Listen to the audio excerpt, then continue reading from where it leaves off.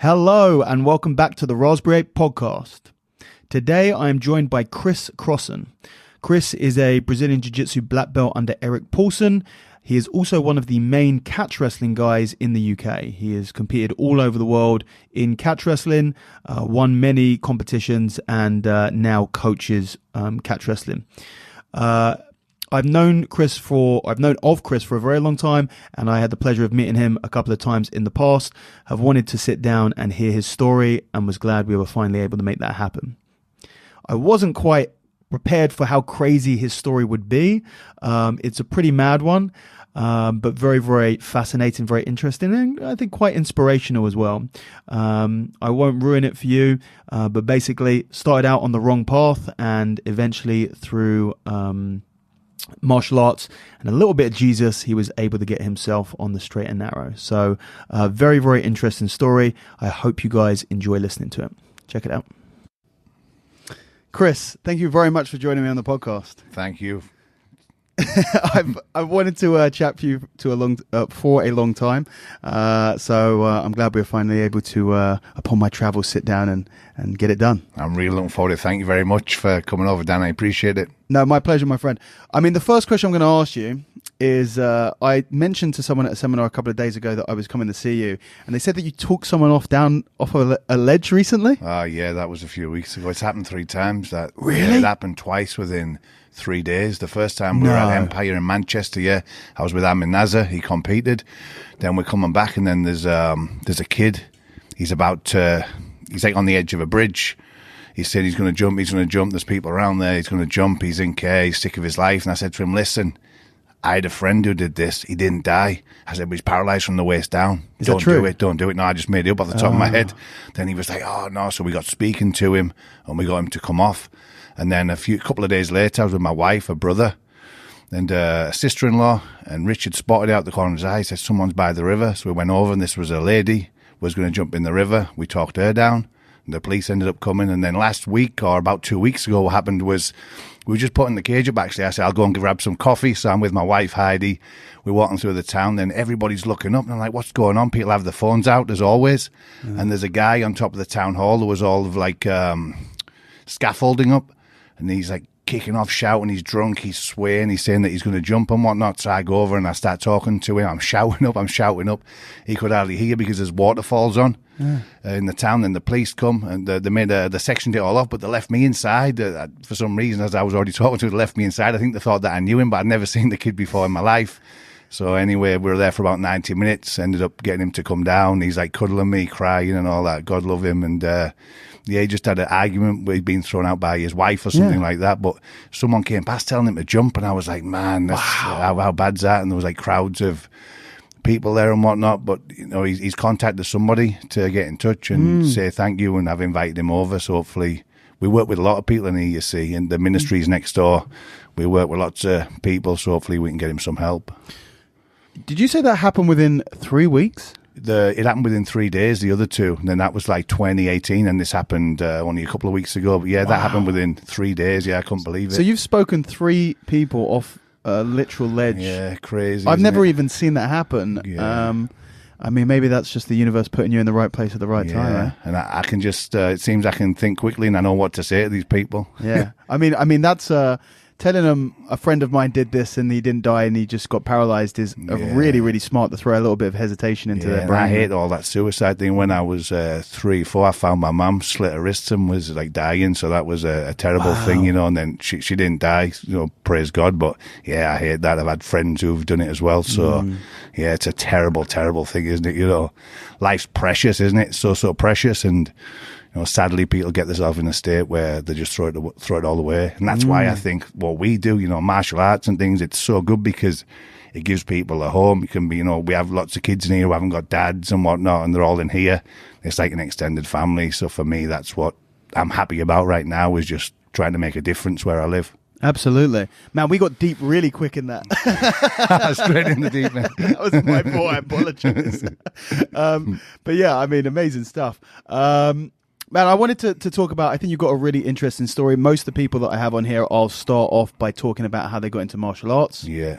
With you, I feel like your story begins before the martial arts. So yeah, for sure. You've just led a very interesting life, full stop. Yeah. So let's start off with sort of your youth and your upbringing and some of the sort of interesting things that happened there. I still remember my first ever, like kid fight. Yeah, I was a really quiet little kid, and my mum's friend would come over, and he was a year old, he'd always just hit me over the head with cars and things, just bully me, really. And I'd just cry. I didn't know any different. And one day he did it outside, and my mum's friend banged on the window and said, hit him back. Yeah. I was only a kid, and I remember thinking, wow, what a good idea that is. And so I shot what's like a double leg. I just grabbed him by the legs, dragged him down. I was so excited because obviously he'd been hitting me all the time. They were dragging me up, but they were laughing. And I thought that was like, that was the start of it, really. So were you, because you're quite a big guy. Yeah. Were you a big kid or? Not really. I grew at about 14. Yeah. But I was always into sport, and I played a lot of football. I'd do the 400 meters, the discus, the hammer. I'd also be on the cross-country team and stuff, so I kept myself fit. Yeah, always kept myself fit. Was always getting into bits of trouble as we moved to Stockton when I was 6, and I went to a school where I had to walk past the school to get there, and all the local kids went to the other school that were older, so yeah, it was always interesting. That walk to school was always a tough time, yeah. A lot of scraps? Yeah, always, yeah. It's that type of a place, like where we are now, Stockton. This has the worst crime rate in the country. Is that true? Yeah, it has the worst... You should have told me that before you invited me. The worst problems for drug addiction, most children in care. Is that true? Yeah, the life expectancy is low here. Yeah, it's just Teesside is it's just a hotbed for crime and whatnot, for drug addiction. It was once a very proud industrial area. Then unemployment came and whatnot, and then it's been big with the rave scene and things like that as well, this area. So yeah, there's a lot of problems. Yeah. So growing up, you have your first fight when you get the good advice to fight back, and then where does it go from then? You're getting into a lot of scraps, sort of in your teens. Yeah, but even before that, but then in my teens, yeah, definitely. It was it's a tough time, isn't it? There's always people wanting to fight and whatnot. And I remember there was a lad who always wanted to fight with me, and he always had a gang of lads with him. So I remember I'd like sneak out to school and I'd run across the railway line. I'd like sneak home, and it was more dangerous than just facing it and having a fight. Because one day a train comes flying, and like I fell down in all of the pebbles and whatnot, in nettles and everything. I remember thinking, what am I doing? And then that night, he's walking past my house, because there was like drug dealers next door, so that's where everybody went. And it was a funny street where we lived. I remember when I was 11, our house got burgled. He even stole the front door, because we had like a nice front door. They stole that. The graffitied on my bedroom wall, like just kids not that much older than me. So it was one of them places, They stole the front door. Yeah, they stole everything. Yeah, because we were gone for a couple of days. That's the type of place where we lived, and that's why I looked up to the people. There was people, like criminals who. Yes. People took notice of, and they kept things right. So I really looked up to men. Now, that wasn't a good thing, but back then I really looked up to those kind of guys. So anyway, this guy, I go out and I fight with him, and obviously I bit the tip of his finger off. It was like quite a savage, just like young kids. But yeah, then I was glad, because obviously it'd been tormenting me for, I'd say, 3 weeks, 4 weeks. And I know what it's like when youngsters are getting bullied and whatnot. It's not good. And especially now with social media, I imagine that it's even worse. It's relentless. You can't, but back in the day, you could only be bullied with them in front of your face. Yeah, nowadays it's 24/7. Yeah, it's tragic, isn't it? And football, then I started to go through a stage where I was getting red cards and stuff. It was just like, my temperament wasn't really right for it. When people when you get to a certain age in football, the opposition are it's very trying to get you in trouble, and I was just biting, taking the bait. So I started boxing. I'd already did a bit of kickboxing when I was 10. I didn't always have the money to go, but I started going boxing at the amateur boxing club here, Stockton Boys, which was like a rough and ready. It was a rough and ready club, And I remember the first time I went in the ring, I just like went and tried to have a fight and throw like big haymakers and all that. And the coach, Chris Bales, God rest his soul, he said to me, "What you doing? What you doing?" He said, "Do you want to be the best boxer and the best fighter?" I said, "I want to be the best fighter." He said, "Oh, well, to be the best fighter, you have to learn to be the best boxer," which, looking back, he was just tricking me. So then I started getting behind my jab, and he taught me to look after myself, really, how to just box nice. He was a really good boxing coach. At that time, I started full contact karate under Arjan Barry Norman, who also had a Thai boxing club in Newcastle. So I'd go over and train some Thai the odd time on a Sunday in Newcastle. I'd be doing that. So I was kind of cross-training the striking arts from 14 years old up over. Yeah. Then when I was 17, an incident happened where, I had a fight with a lad. And my friend had just died, actually, the day before. He was drunk, trying to swim across the River Tees. He drowned. So that was the first time anybody close to me had died. So obviously I was down. And I got into a fight with somebody. And then next thing, I'm walking out of a park called the Monkey Tree Park. And like it was a Cortina, and then big old Cortinas, wham, whacked into me. So I'm on the floor. I picked myself up. And then there was his brother, who was like a man about 22. I was 17. As I said, I wasn't, I was, I think, 11 stone or something, but as tall as I am now. And I remember seeing the axe, like the ones that you cut bricks with, and he lifted it up, and it was like it was summer night time. I remember thinking, he's not going to hit me with that. I thought he just scared me. Next thing, crack. I was wrong, he did. And so it's hit me here. And I went down on the floor, and there's like people screaming and all that. And I remember I had a blue Reebok T-shirt on that said Reebok in white. Because I remember when I stood up, it looked as if it was black and it was stuck to me. But as I was on the floor, he went to get me with it again. And somehow, I just don't know how, I got two hands on the handle and I ended up getting it off him. Then I had hold of the axe where I was all disorientated, and then he was backing off. And then I had the axe. I was like, yeah, I've got it now. But I was obviously concussed. And then somebody's grabbed it from behind. It was his sister's got it off me. And then a car pulled up. It was a lad I knew from Ragworth Estate. What's happened? And people are telling him, he said, fight him now. Nobody will join in. We won't let him use the axe. So I start fighting with him. I start hitting him with combinations. But I was very light. This is immediately after you've been hit with a car and then hitting the head with an axe. Imagine that. So the adrenaline that I was feeling. But I felt like this is like, I used to go to raves and stuff, but no drugs give this feeling what I had. It was like, really? I was like high on adrenaline because I was losing a lot of blood, and so I'm hitting him with combinations, but they weren't really affecting him because he was a big, strong man, and I was, as I said, I was frail. Really, I was weak. I remember at the boxing club, there was like this weight that I just couldn't lift because I got put in with the seniors after a few months. I got put in with the seniors, and there was like an old weight made out of metal. You'd have liked it with like a thick handle. Yeah, I just couldn't bench it. The people were having to do like forced reps and spot me.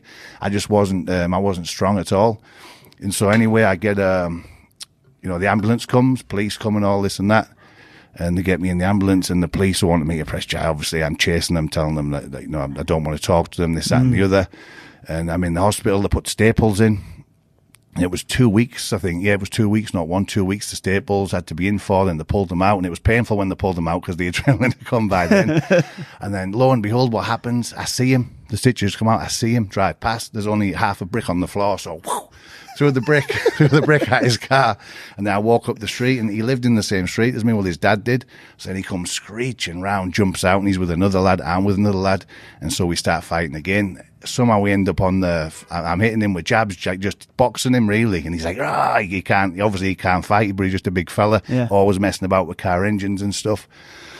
And we end up on the floor, and he's got my head, and he's like, went to hit it off the curb, and somehow I scurried out. I knew no grappling at all. But then when he shot in, I'm saying I knew no grappling, I got him in a guillotine, which for some reason just like a reaction. So I got him in the guillotine. Instinctive, I started trying to bite the chunk out. I couldn't get his ear because I started biting the chunk out of here, and he's screaming and all that.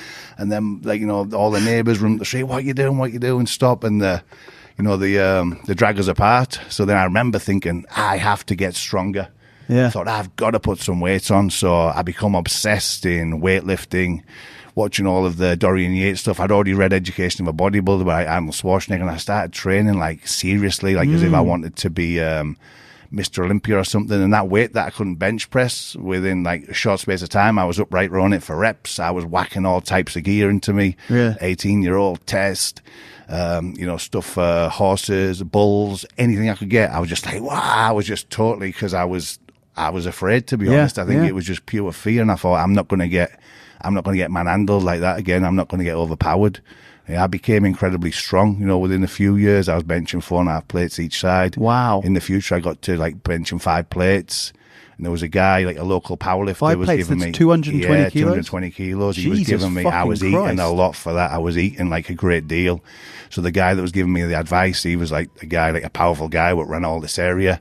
So I was eating non-stop. Yeah, I was seriously into it. I just thought, I'm not getting overpowered anymore.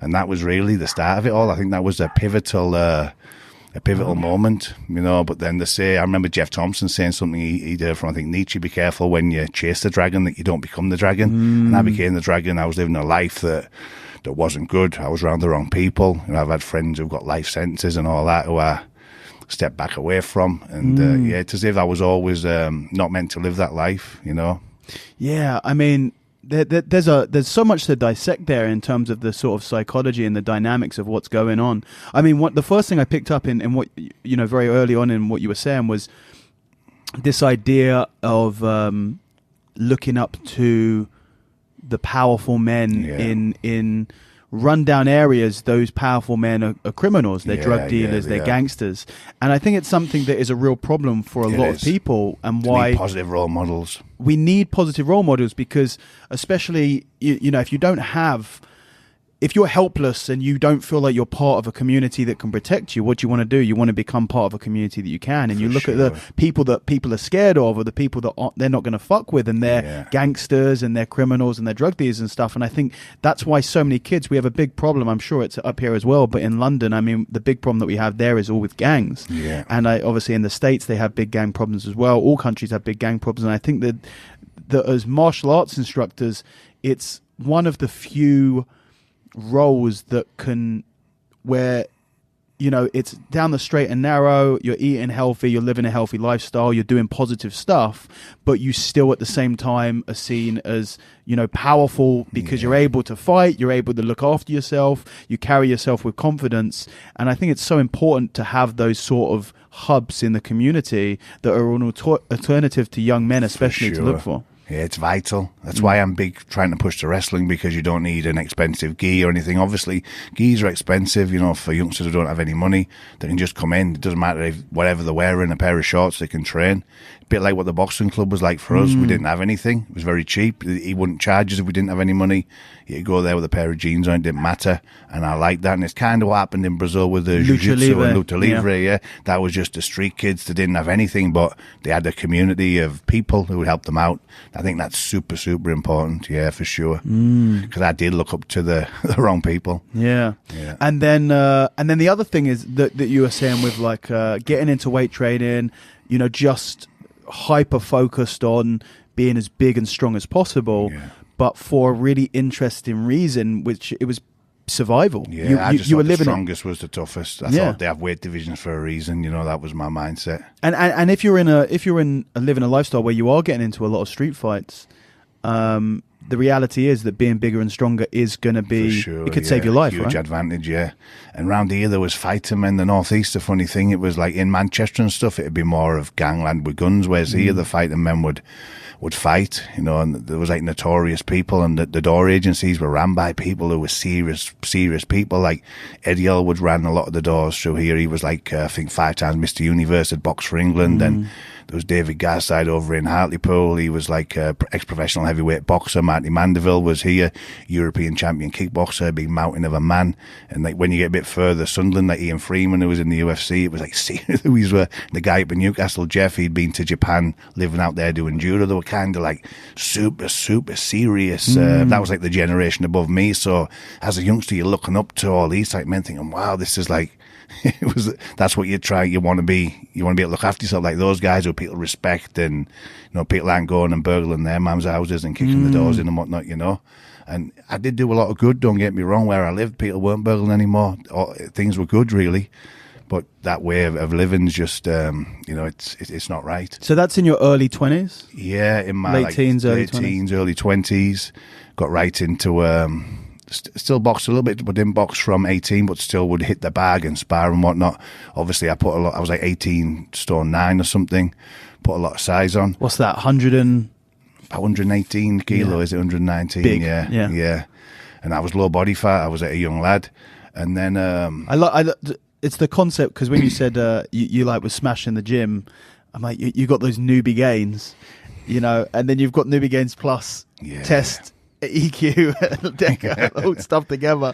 That's like that's basically like the Captain America super serum. It's like 3 weeks later, can you imagine what my mindset kilos was of like? muscle. Yeah, I'm seeing people who just got out of jail who used to bully the life out of me and stuff, you know, and suddenly I'm just attacking them, you know, like on the daily. Really, I'm seeing people, you know, there's like slinks, we call me, like, you know, just bad people, but what's into burgling houses and doing all this and that, and I'd just be setting about them, like getting revenge on them, you know, and it was, it felt good, you know, it really did, and, you know, I can see why kids go down that path, and it's not good. I wish then that I'd had, like what I'm doing here now, if there was someone who's the person I am now, for me then, oh man, I could have did something good with my life, you know. I could have, I feel I could have achieved something because I had the drive, but obviously it wasn't good, you know. Yeah, and then I started getting back into boxing. I was heavy. I thought I want to go and have a run at it properly, so I started going to a professional boxing gym, Maxie Smith's, and he was a real disciplinarian. I really liked him. He was like kind of like an extrovert. He was like an ex Royal Marine Commando. He boxed for a Commonwealth title as a professional. Real gentleman he was, Maxie. He had like an unorthodox style, big into training. He'd always be like getting me to do all. He had like a pull-up bar that swung around. So you're doing the pull-ups and you're swinging. He do like, he called them matrices. They were like 5 reps one way, 5 reps the other, 5 full ones, and we keep on going. He had like unorthodox training methods. So I was going there. I was doing really well because I started going out and partying a little bit, the odd time, and then I was going there, but I was getting into bits of trouble because the guy that ran all the doors here, I got into a few fights with bouncers. He came and seen me and said, look, more or less he wants me to help him, you know. So I thought, that's all right. And he gave me a key to his gym. He had the gym with mats, bags. As a young lad, I thought, this is really, really good. So if he didn't have doors, he'd get the doors, I'd go around. That'd obviously cause a load of carry on with the bouncers and stuff. For me, that was just fun, you know. That's just what it was like then. Going and fighting bouncers? You just, it was, well, the poor men were just only there, weren't they, getting the tenner an hour or something? And I mean, yeah. I think it was, I remember, I can't remember who it was, but someone who was talking about Lee Remedios. Not Lee Remedios, sorry. Oh, God. The guy who's up in jail in Morocco. Oh, Lee Murray.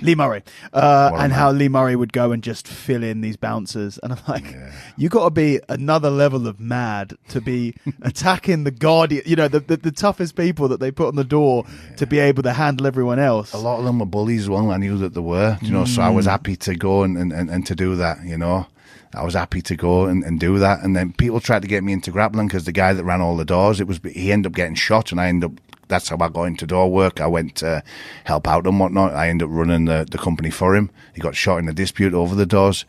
But whilst on the door? No, it was like he went to have an arranged fight, and then boom, we ended up getting it with a double barrel, yeah. Jeez. And it's a miracle that he survived, really. It really is. But they tried to get me into grappling. I went to one class and I thought, what's this? I thought this isn't going to work on me. I thought I'll smash the head in me. I thought they're rolling about on the floor. I knew that, obviously being in fights, I knew that on the floor it hits the ground a lot. It's like, you know, but I thought, what are these doing, wrapping their legs around people and all this and that? And I did have a book, you know, I bought it in a car boot sale once as a kid. It was like Japanese jiu-jitsu, and the guard was in it, even out to do guard against a dog. It's like crazy stuff. I remember once I went for an arranged fight, and I ended up on the floor, and I wrapped my legs round, like thinking it was like a sort of like what I'd seen in the book, and like I ended up getting back up from it. So I did know it was all right, but by this point I was like obviously lifting heavy, I was hitting hard, and I think that you can become, I think that boxers especially, people that strike, can become very arrogant and just believe in the hands so much, you know. I remember saying, no, this won't work. And the guy who was teaching it, he had a black belt on, but look, he wasn't a black belt, you know. There was no black belts in the country then. But he'd been out to train with one of the Carlson affiliates in the States for 1 week. But he was coming back and he was getting like £40 an hour for private lessons in 1998, 99, because it's like the land of the blind, the one-eyed man's king, and all of like the guys, whoa, we got to learn this. Yeah, I feel like so this is late 90s? Late 90s, yeah. So this is super early. Really, jiu-jitsu hasn't even come to the country yet. No. And yeah, I feel like 1 week. Crazy. So crazy. It was like a traditional jiu-jitsu black belt, really. One week training with the Gracies, you learn 10 techniques badly. You come back over here, you're God. Guard pass, right? Americana. Yeah. But you're showing stuff that's like people magic. Like, whoa, what's this? Yeah. Wow. And I was like, nah, I'm not buying into it. Then they said, some of the lads, come and just do it with me and my friend will show you. And I was like, nah, but obviously they weren't good, you know, they weren't even white belts. Did you have a role at the club before you passed judgment? They didn't even have rolling on that one. Sparring. But then when I went in with the two guys, these weren't good, you know. So I was just like, look, I told you this is no good. This is no good. And while this is going on, I get thrown out of the boxing gym because he knows I'm getting into trouble to do with the security and whatnot. And he was a real disciplinarian.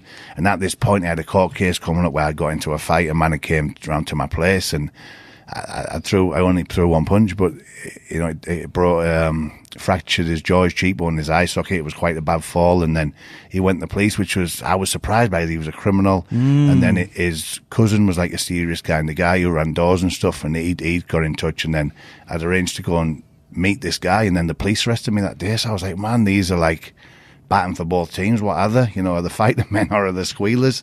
So I couldn't believe it. I was quite naive. I couldn't believe that someone had come round to cause trouble and then go to the police. And now that's what people do. And so I thought I was going to prison, but I didn't go to prison because obviously it was self-defense. It was I was using reasonable and justifiable force to defend myself. And but I put in a guilty because I thought, they said, if you put in not guilty, you're going to get longer. But then when the judge looked at it, I'd never been in trouble before. They gave me like a big long combination order and whatnot. And then I didn't have a record. This other guy had like a big record, and that was all taken into place. So then I thought, I really want to sort myself out. I thought, I don't want to go out drinking or anything because I'm not facing going to jail. I can really sort myself out. That was a bit of a wake-up call. Yeah, I thought, I want to box. I want to give it my best shot. Maxie didn't know that. I didn't go and see him, which I should have. I just, like a guy told me, one of his fighters, Neil Cook. So I was like, right, I'll just leave it at that. But then months passed by. I thought, I'm going to see him. I'm just going to go and see him and just sort it all out. I want a second chance. So I get in the car, driving out the street, crash my car. Couldn't believe it. So I crashed into a lady. I apologized. I had no license, nothing like that, no insurance. So then I went and, how much is your car? So I just went and got the money, went round, just paid her the money. It was funny, like looking back, they just give her like a carrier bag. So then her husband knows me. He's like, oh, it's all right. Because he knew like I was getting into bits and bobs. Like, oh, look, I was genuinely sorry. I ended up buying the house off them, funnily enough, a couple of years later. Yeah, I bought the house off them. And, that is a very, someone who's very sorry. Yeah. I'll give you carry a bag of cash for the car, and I'll buy the house. Nicked. I thought I'm gonna end up. I just thought it's going to be an absolute nightmare, no insurance, no nothing. And I was only wanting to go and see Maxie. So what did I do? Went out drinking, went back on the drink, and I'm drinking, and I'm not one for dancing, but I was dancing about the nightclub, and I remember it well. I had a white Sergio Tacchini tracksuit on, and a big gold chain, like a pure full in a nightclub. Obviously the bouncers let me in, I knew them, and I'm dancing about. There's like more like a shadow box dance, and then there's nobody, like, they're just thinking this nutter's totally, I wasn't well, obviously, because of all the testosterone and everything. I shouldn't have been drinking. I was like, totally, it was like, looking back, I'm so glad I'm not that person now. So I came out the nightclub like 2 a.m. on a summer's morning, and the hits hit me, I was like, whoa, I was drunk, what I mean? I was like wiped out, and they had pizza shops around there in Stockton around the corner. So I'm walking around, and then this guy, foreign guy, I don't know where he was from. I'm guessing Afghanistan, because the other guy he says like something. I'm like, what's so crack? I just, I set about him. And he goes scurrying off. So I just want some food, Anyway, next thing, a guy comes around the corner, and he's got like, he looks funny looking fella because he's really stocky, muscular, big traps up here, cauliflower ears, and wrestler. He's like, I'm like, come on. Then I'm shouting, I'm thinking, I just sensed, I thought I was drunk, but I thought, there's something about this. There's something a bit different. Yeah, so I threw a shot. Next thing, I'm in the sky. So I threw a right cross. Next thing, I'm in the sky. But the funny thing was, it was like early hours of the morning. I was drunk, but for a split second, it was like that eureka moment. I was like, yes. I was like thinking, it works. This grappling works. I've read about it. I'd read about the Gracies when I was 14 in a Combat magazine. I've tried it. I thought, it works. And I was like just so excited. Obviously, it was a split second, but it was like, whoa. And I've never stopped to this day. This is the year 2000 in the summer. It's now 2023. I've never stopped grappling. Next thing, we hit the floor, and I'm like, it's all going fast. And luckily, he didn't know any striking. He's trying to like slap down. I'm trying to like bite at him and scurry up and everything. And luckily, I think someone must have pulled him off, because I'd have still been laid there now. I knew no grappling. So I'm like, no, I've just been set about. So I pull my top off. I feel like I'm starting to sober up. I go around the cell. He's in that pizza shop down there. So I go, and there's like a side entrance. I start like getting into someone, what's there. Next thing, crack, I'm on the floor, and there's like men with bats, and they're all whacking down at me. Palestinians that were at the pizza shop. I think it was called Chicago's. And then the wrestler, he just stands back. And I remember and a taxi came and blocked the way in. So it's as if like they were trying to leave me for dead, because it was like down a real dark alley, and people were screaming and all this and that. And I scurried back up. But I remember thinking, he's a fighting man, because he didn't come and get involved like that. And so I contacted the guy that ran all the doors. Oh, look, I need to learn this. What he called it, jiu-jitsu. I need to learn this jiu-jitsu.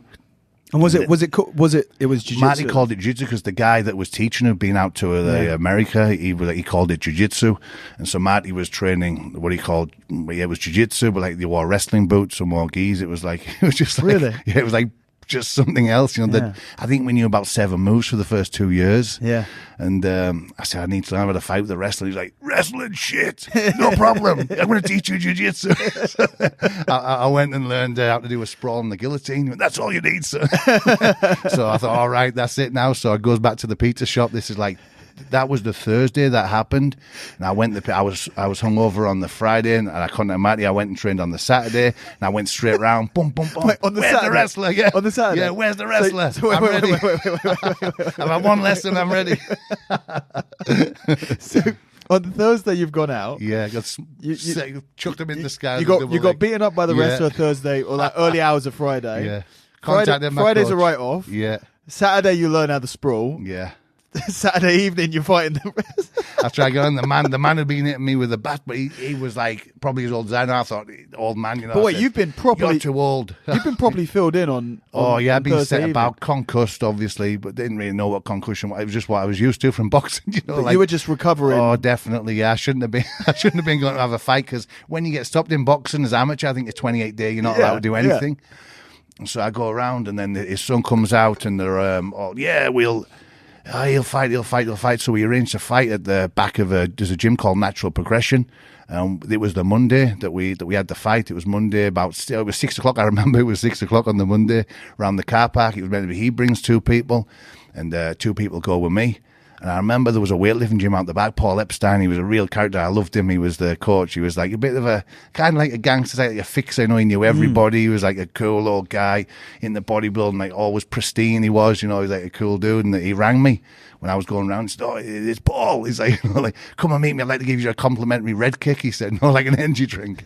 And I remember I went to because he knew you were going to fight. He knew I was going to have a fight. So he wanted to give you an energy. Yeah, he wanted to give me an energy drink. I think he just wanted to know me to be in there and have a bit of crack with him because like the gym was full. And so I went around that. There was a place called Barnacles, like a fish shop, and I remember thinking, oh yeah, I'll eat healthy, because I'm going to have a fight, idiots. So I had a jacket potato with tuna and maybe, I don't know, a load of mayonnaise. So I'm feeling sick. I have this red kick, and it's a wonder I didn't have diarrhea. So there's a guy in there, Peter Wilson, he ran the nightclub. I said, remember that lad the other night? I'm going to fight him. He said, we'll come with you. There'll be loads of them, because that part of town, it was like the Asian part of town, Natural Progression, ran by a friend of mine. I knew them all, Asian guys. So he said, there'll be loads of them. I said, no, it's okay. He's just coming to have it's going to be a fair fight. And Marty asked, do I want him to come? I said, no, it'll be no problem.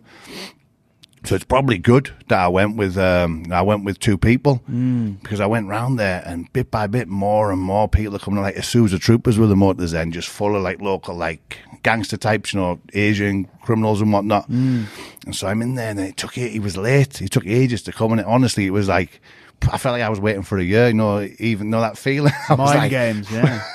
I was thinking, is he coming? Isn't he coming? Then this lad was saying to me, this lad who'd come with the other lad, I think his ass had gone, because he was saying, don't fight him, let's go, you're going to get locked up, let's go. Because I think he was like, I think he didn't want to be there, because more and more were coming. And I said in my book, I could have been waiting to wrestle the Great Gamma in Karachi, because there was no white faces there, and that's just a part of town where it was. And so he comes around the corner and he's with like another guy, and he walks around. And he's like, he was, I don't know what he weighed. He was only small in height, but he was super stocky. And he's coming around. I remember thinking I was sober now. I thought, I'm trying to have a fight with him. I'm going to fight him now. I better get ready, because he had no neck and these cauliflower ears. I was like fascinated by it. I thought, man, look at him. But you've got your one move. I want to smash him. I'm thinking, you're getting it. I'm thinking, you can't take me down now. I know jiu-jitsu. And so I remember shouting to him. I don't know why I shouted, these hands are fucking made of concrete. I started shadowboxing, trying to hype myself up and all that. And he was just walking at me, no emotion. I remember throwing a left jab. It was a beautiful left jab right down the pipe.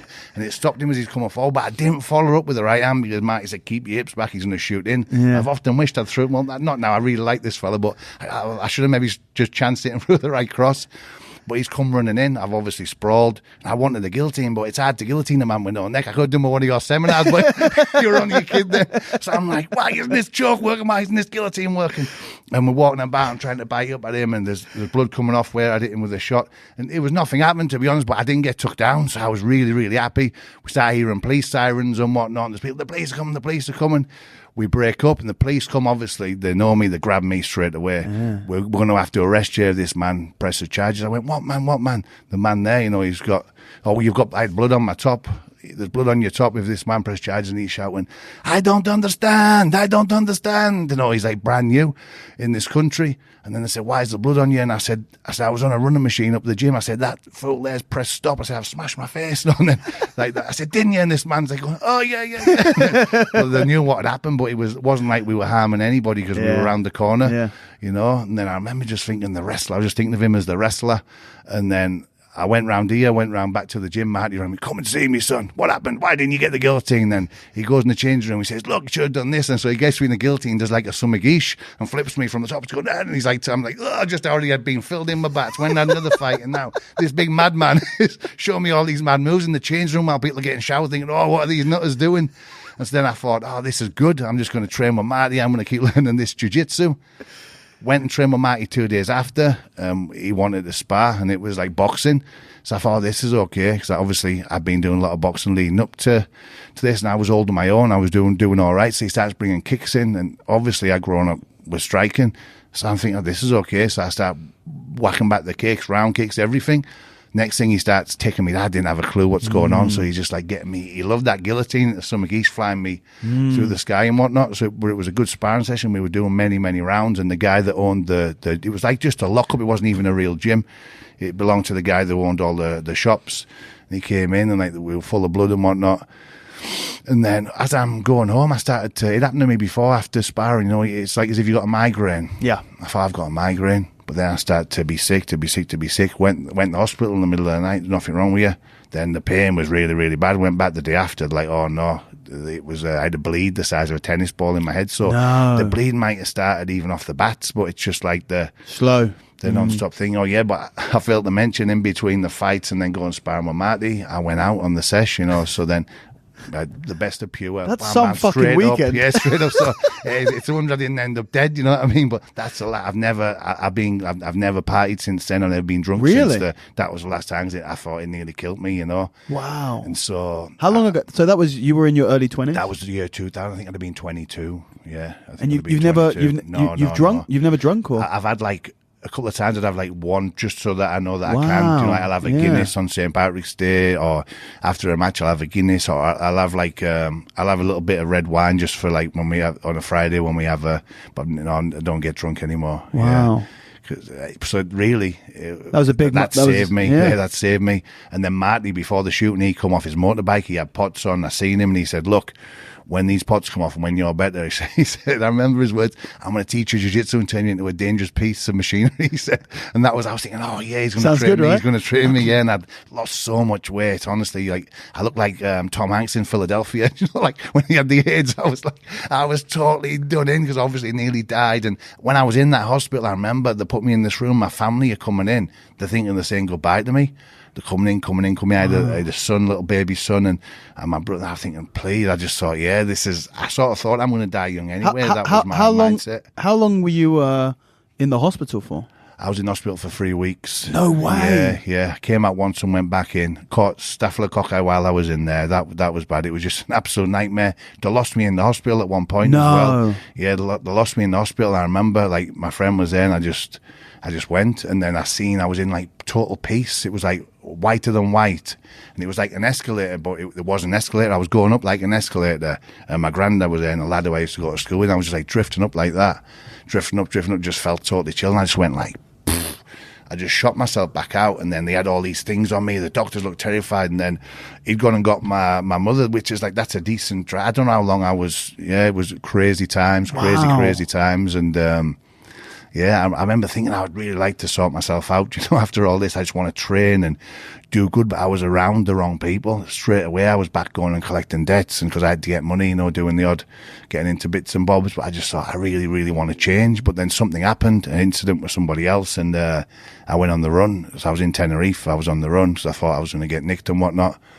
And I remember I was there on my own. I thought, these really aren't my friends, these people who I'm doing it. I thought, these aren't my friends. And I remember I bought a picture of Jesus and Mary, like a Catholic picture on the market in Tenerife. I don't know why. I just bought it.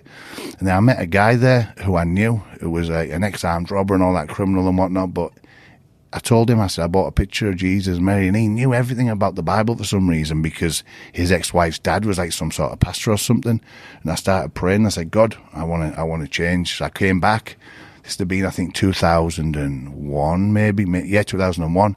Come back, and obviously I had a load of things and all that, and I got rid. I said, I don't want nothing. I just got rid of everything. Anybody that owed me money, no, that's it. I'm living for God. But that night something happened, and I said, oh yeah, we went to we're in a restaurant, me, a girl, lad, a girl, and this man had like a funny look on his face in the Indian restaurant when he's bringing the food. And I remember saying, if he looks at me when he comes back like that again, I'm going to put this in his fucking neck. No, and I was totally gone mad off the illness, off coming off drugs, steroids, everything like that. And then I remember thinking, like, he came like that, and I stood up and I thought, what am I doing? Like, I threw it away. And I went outside and I started like crying. I went back to my flat and I was crying for hours and hours and hours. But spiritually, it was like I was trying to do something like really powerful. I was trying to follow God, but I didn't have anybody around me. I had nobody to help me. I didn't know anything about it, but I just knew that I wanted to totally change my life. I really do think that I was possessed. Like I must have been, without a doubt. Like that. That's I'm certain of that. And I really, then the fight was on to try to live a good life, and it was a fight that I was losing for so long. But the martial arts were helping me massively helping me, because I started to, obviously I couldn't box because of the head injury, but they had something called amateur MMA where you don't do the strikes to the head, KSBO. I thought, oh, this is good. I started working on the door because Matty had been shot by this point, so I'm training but just not getting smashed in the head. And I started going to a guy in his garage, John Calvert, over in East Cleveland. He'd teach me what he'd call illegal old wrestling holds, which was catch, but he didn't even call it that. He said, oh, you can't do these, like in competition, face illegal bars, neck old cranks. wrestling holds. When he said illegal, I was like, whoa, I like the sound of this. And so I'm getting obsessed in the grappling and whatnot. And so, I went, my first real jiu-jitsu class was when I was really trying to sort myself out, my daughter had just been born. So I think it would have been April 2002. And it was in Martial Arts Illustrated, Mauricio Gomez, his son, Hodge Gracie Gomez. I was like, oh, this is the Gracies, because I've been given some tapes, and when I was ill, I had Choke and I had UFC 1 through 5, and I'd watch them all day long on VHS, all day long. So I'm getting people in guard, and in that first case, I actually had somebody in guard, and I start chopping them down with my heel into like Hoist Gracie style. I didn't even know a sweep. I didn't know how to get them off, so I'm just doing that. Yeah. And I went to a seminar. It was at Stevie B's gym in Birmingham, and it was absolutely amazing. With Mauricio? Yeah, Mauricio, and Hodge was a brown belt then. And Mauricio's voice was he sounded very much American then, whereas now I think he has that and the English accent mixed, but he sounded very much. I still think he sounds. There's still a tint of it there, isn't there? His English is so good, and it sounds very American, yeah. I was like, look at these. I was like, when I see Hodger going with a guy, I think it was a purple belt, then he was like, ba, ba, ba, ba, ba. I thought, these aren't black belts who have been training me. I thought, this is a brown belt. Obviously, I didn't know he's going to be like the greatest ever. I knew nothing about it.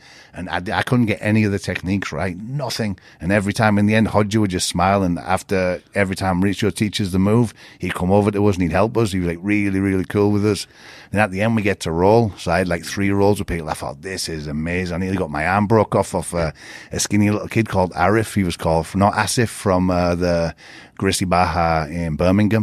I remember he had me in, I was thinking, he was like a really small guy, and I was like, oh, this is the best. I thought, I'm never, ever going to stop doing this. And then I got a submission on somebody just by chance because they'd collar choke me. So I did that to them. I just jumped up. I was like, probably just like pulling us and no technique. And I was thinking, this is good. I thought, I'm going to continue to do this. But I started to go to, they had a MMA class, but I think they called it shoot fighting, actually. They did shoot fighting at Paul Hamilton's Thai boxing gym in Darlington. I was going there just for fitness and whatnot. So I started going there, and they said, oh, do you want to do KSBO? So I went to KSBO, and I won the match that I had. Then I went the next time, I won the matches, and I remember winning, I won by guillotine and choke in less than 30 seconds. And then I went to another show, one of Peter McQueen's, jumped in, had an amateur fight a few days. No, that was the Saturday. Then that was the Friday. The trophy's up there. I think it's the first real trophy that I won. It was called the English Open Fighting Championship or something. Yeah. And the kid comes out, I round kicked him, and I put him in a guillotine and put him to sleep, 27 seconds. And I remember thinking, oh, this is good. But then I was thinking, oh man, if only my head was all right, I could do it. It was horrible because I could do the amateur one. I knew I'm not going to be able to do the professional rule set, although I did, in time. I just chanced it because I had to just test if I could use it in a and risk that, but I couldn't really compete how I wanted to compete. So I ended up having only 6 of those amateur ones and 3 of the professional ones, but I really, really enjoyed it. And once I had that bug for jiu-jitsu, I wanted to find a local club. they didn't exist. We were the first people. I was teaching jiu-jitsu as a white belt. Ben Popland told me to start a club. He said, it's okay, you know more than everyone else around there. When did you meet Ben? I met Ben in 2003 after I had a fight because I broke my my knuckle in an amateur because it turned into a real fight, this amateur one. I ended up left hooking the man and dropping him. Wait. We can't gloss over that. You're having an amateur MMA fight and it turned into a... Yeah, he tried to punch me in the head. Well, I thought he did. So I moved back, one left hook, and then he... I ended up getting disqualified. But it was funny. It was Peter McQueen, and I'd seen him in Ian Freeman's book, so I thought, oh, man. So I think I was, like, nervous, thinking, he's going to, like, then ended up getting disqualified. So that was that. But I remember a strange thing. It was in a ring. Back then, cages were quite rare. Yeah. And he was inside of my garden, and he's postured up, and then next thing, a face comes through. It's my little brother. His face comes through, so my brother's face is there, and he says, Chris, rip his tash off. And then next thing, my coach pulls him, and then I remember thinking, like, afterwards, did I imagine that? It was just the maddest thing. Everyone was full of drink, and I remember Shane Neary came to watch me. He was my favourite boxer because he was friends with my brother, so I was really, really nervous that Shane Neary was there, and I didn't want to get, like, just get outclassed like that. So I ended up getting disqualified, and I thought, I better just try that pro one. Yeah. But then I had one more amateur fight, actually, after coming back from Brazil against a kid called Stumpy Reigns, who was Mr. Universe, British powerlifting champion. He was in the World's Strongest Man. Wow. And they couldn't get a match because obviously the people thinking, we don't want to wrestle him. And I thought, jiu-jitsu, it's about the smaller guy beating the bigger guy. So I went and had a match with him and managed to get the victory. So I was like, I was like really, really excited. I was thinking, I might get my blue belt soon. And then I went out to Portugal for the first Europeans, and I won out there, and I got my blue belt. So I was thinking, I'm obsessive after my first trip to Brazil, because obviously the question was, when did you first meet Ben? I went off on one. So I met Ben after this match with Peter McQueen when I broke my finger because I had like a cast on, and I went to jiu-jitsu in Doncaster. Neil Owen was teaching the class that day. But then Ben came in. There was like a camp, like a couple of weeks after Ben came in. He'd just come back from Brazil. And I thought, oh, man, that's cool. He's been to Brazil. And actually, Ben was like the first guy to go over there. He was staying out there for like 3 months, 6 months and whatnot. But a kid from here had been out there. But he'd been to Gracie Baja Ipanema with, I forget the guy that was the coach at Ipanema then. He ended up out in Sweden. And so I wanted to go to Brazil because I knew these guys went. I'd ask at Gracie Bar Doncaster, obviously, I didn't even know how to tie my belt. They'll be thinking he's going to get killed. They're like, oh, yeah. And they weren't telling me. So I contacted the gentleman over in Gracie Bar Ipanema. And back then, I didn't go to school much. Someone gave me an email address. So the guy gave me it, and I just put it in my pocket. I thought, what's this? What am I meant to do with this? So then there was a guy in the door. He was a teacher. So I thought, Gary, you're a teacher. And I said, do you know how to use the internet? He was like, started laughing. He's like, of course. And I said, what's this? I said, what's this? And he was like, you need to buy a PC and blah, blah, blah. So I went and got a PC. Now I'm there. I'm like, how do I turn this on? Yeah, how do I turn this on? So you could send an email. Yeah, how do I turn this on? So I'm like pressing it, and I'm thinking, what's this? So then I got a lad in the street to set it all up. I said, don't tell anyone. I don't know. I felt stupid. And then, so I've got it set up. I'm like, now what? So I remember I rang Martin Willoughby. I thought, he's smart. He'll know about this. So, Willoughby, do you know about the internet? He's like, he starts laughing. Yeah. I said, how do I do an email? He said, have you got Google? I was like, I didn't know. I have a clue what he was going on about. So anyway, I ended up getting Google, ended up getting an email address. Thanks to Martin Willoughby. Thank you very much. And starts contact just only in order to go and train jiu-jitsu. So anything I did in my life really worthwhile is only because of martial arts, like learning languages, learning how to use the internet. It's only because of martial arts. And so I'm in contact. I was going to go over, and there was something then called the National Submission League. Carl Tanswell, God rest his soul, he put it together with Rosie Sexton at the time. And, you go, and it was like 1 point for a draw, and I think 3 for a win or something. It'd go on, I think it was every 2 months over a year or something. So I went there, I entered that, no-gi, and Neil Owen was there. And he was like, I didn't know you were doing this. I said, yeah, definitely. I'm going to Brazil. He went, what? You're going to Brazil? And I told him, he said, well, I'm going over with Ben. Don't go there. Come to Gracie Baja de Tijuca. So I was like, oh, yeah, perfect. And so he said, just tell me, get a flight, tell me when it is, and Ben's going to pick you up. So I did the Submission League that day. I had 6 matches, really excited. I thought, I'm going out to Brazil. So out I went. So I'd met Ben once. I was on the plane. I was thinking, I hope this Ben fella turns up. I really only said hello to him. I didn't really get a chance to speak to him, but his dad was a diamond. Every time I go there, I knew nothing. He'd pull me aside and he'd teach me. Really, Roy honestly, he was a godsend. He pulled me aside. Listen, Biggin, you need to be doing this. And everything he told me worked. So I thought, oh, this man's like, he's really, really good to me. So Ben's, everyone I speak to always talks about man. what a good lovely lad Ben's dad is. Lovely people. And I thought, if he's out like his dad, he'll meet me at the airport. And I thought, if he doesn't, I'll have to just get a taxi and say Gracie Jiu-Jitsu. That was my This is before, what year was this? This was 2003. Wow. Yeah, this is my backup plan. So I'm coming through, and I didn't know about booking flights, like international flights. So I flew from Newcastle to Paris, Charles de Gaulle. And so then I'm sat there. It was like an 8-hour layover. So I'm waiting there all night, then get on the plane, long flight. So I'm exhausted. I remember on the way over, I thought, I just hope this plane crashes. Actually, I thought, I've had enough. I want out. Was it your first long flight? Yeah, first long flight. And they were all like French people, like no partying and all that. And I was like, I've stopped drinking and everything. Thought, what a nightmare. Then luckily Ben was there and it was like an evening. So we get chatting in the car and I'm sort of sharing a bit with him, like, what's been going on. I just felt comfortable with Ben. And he was like, oh, look, you come to the right place. Just get your head down, train here. And it was so good, all the palm trees and everything. Woke up the next morning when I met Ben. I remember I gave him I had like a carrier bag just full of 5s and 10s, and he said, that's the dirtiest grand I've ever seen in my life, youth. He goes and gets it changed from me. And then, just start training. Big Neil was over there. I remember that first session. It was a short walk from Baja Beach Hotel to Gracie Baja. And it was like 3 floors. It was 3 floors up. And it was just after the Mundials where in the final it was Hodja versus Pedapano. And they both trained in that academy. Like the best of the best were in there. Nino Chambry, Gordo, Gordino, Marcio Fitoz. Like everybody was there. Who's who of that era, yeah. They were all there training together. I remember there was 3 flights. And I was like getting... like my dry mouth as I'm walking up, I was like super nervous. Like more nervous than if I was going to have a real fight or something. I was like, man, this is, I'm here, I watched all these videos and everything. And I thought it was going to be like Vale Tudo, to be honest. I didn't really understand what they're doing in Doncaster as well. I just saw Gracie's. I thought people are going to be coming in wanting to have that. Well, you've watched UFC 1, 2, 3, yeah, you've watched Choke. I was thinking, oh man, they're going to test me and all this, and it was just really, it was good, it was chill, obviously very hard, 10-minute rounds always, good warm-up, and as you're warming up, the black belts sit on the far wall, then after warm-ups they come on, after the techniques they come on, they usually teach 2 techniques, and then it was all in Portuguese then as well, although they did start doing it in, like speaking in English also on my subsequent trips there. And 6-10-minute rounds, but the black belts would warm up, like on us. And there was a guy, I remember Gigant, the Giant, he's in the Expendables movie, mountain of a man, about 20 stone.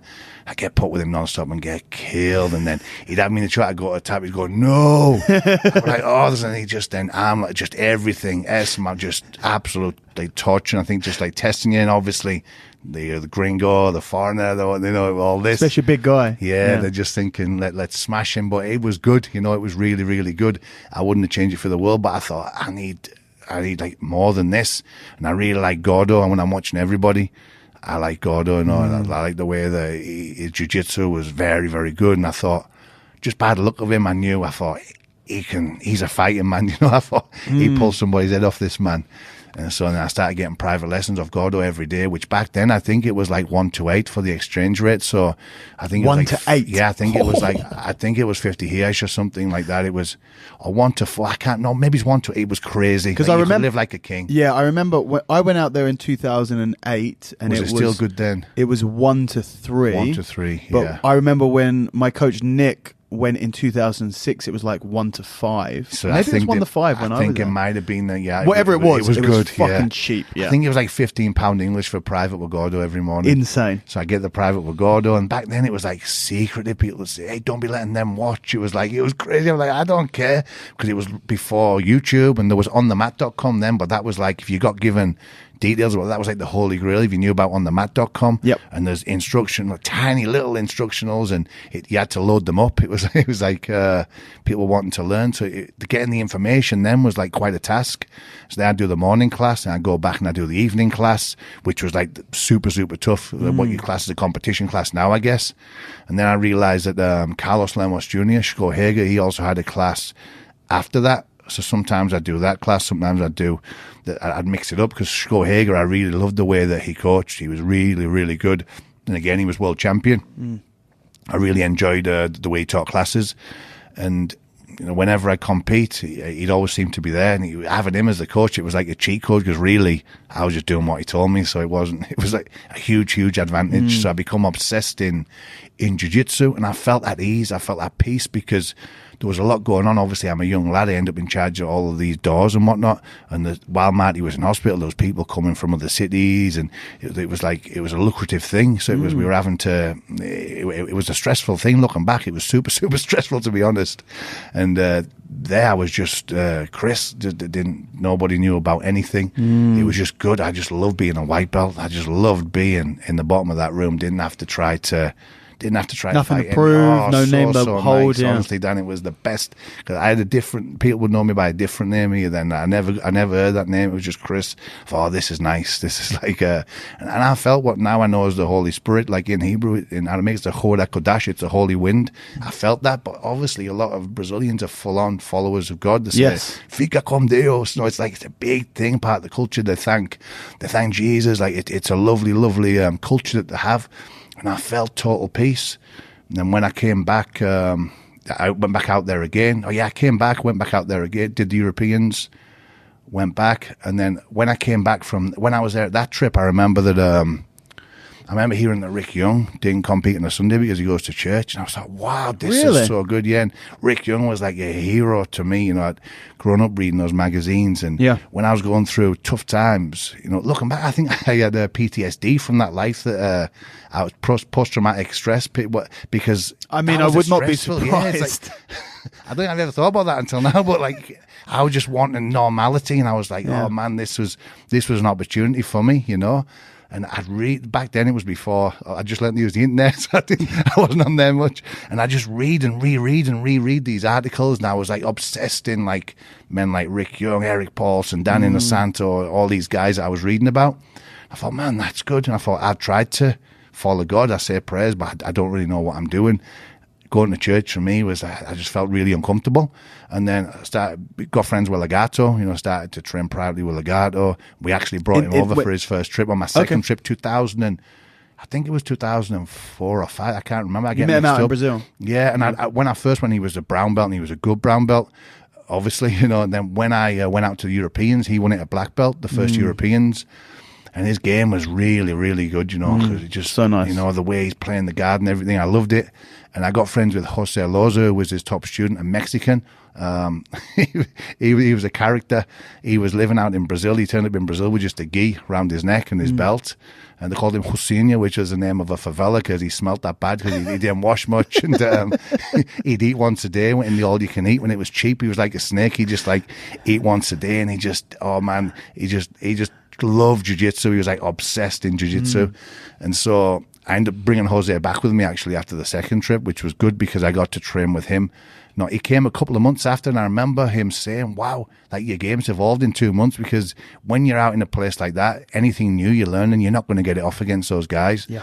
But when I came back and I just had my own students, who they were white belts, some of them started to get the blue, some of them were competing MMA, so they were serious, and I was getting to work the techniques and whatnot. So I'm a big believer that, obviously, if you're in a room with great people, I think that's really good, but you can do it with people who are less experienced. And I remember hearing Hodges say about this on a recent podcast, that he'd go with lower belts and put them in good positions. Yeah, I think it's super important. So I just think you can train with anybody. You can train with anybody.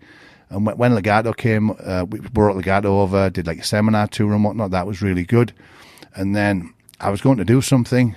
I was trying to live a good life, but I was on my way to do something. Then we drove past the church, and there was a guy outside with a Santa costume on, the puppet. He was obviously one of the leaders. And for some reason, I probably didn't want to go and do what we were doing. I said, stop the car. I said, let's go and see what this idiot's doing. No, but I didn't want to go. I just wanted to live a better life. And so we started talking to him. I said, look, can you tell me about God, blah, blah, blah. And he invited us in. He's telling me about religion. And I knew it was true, but there was something in me, some darkness in me. And I just felt like something telling me, just smash him. He's lying to you, smash his face, a thing. And I thought, oh no, I didn't want to, but I thought, I'm going to attack the pastor. And I thought, oh, no.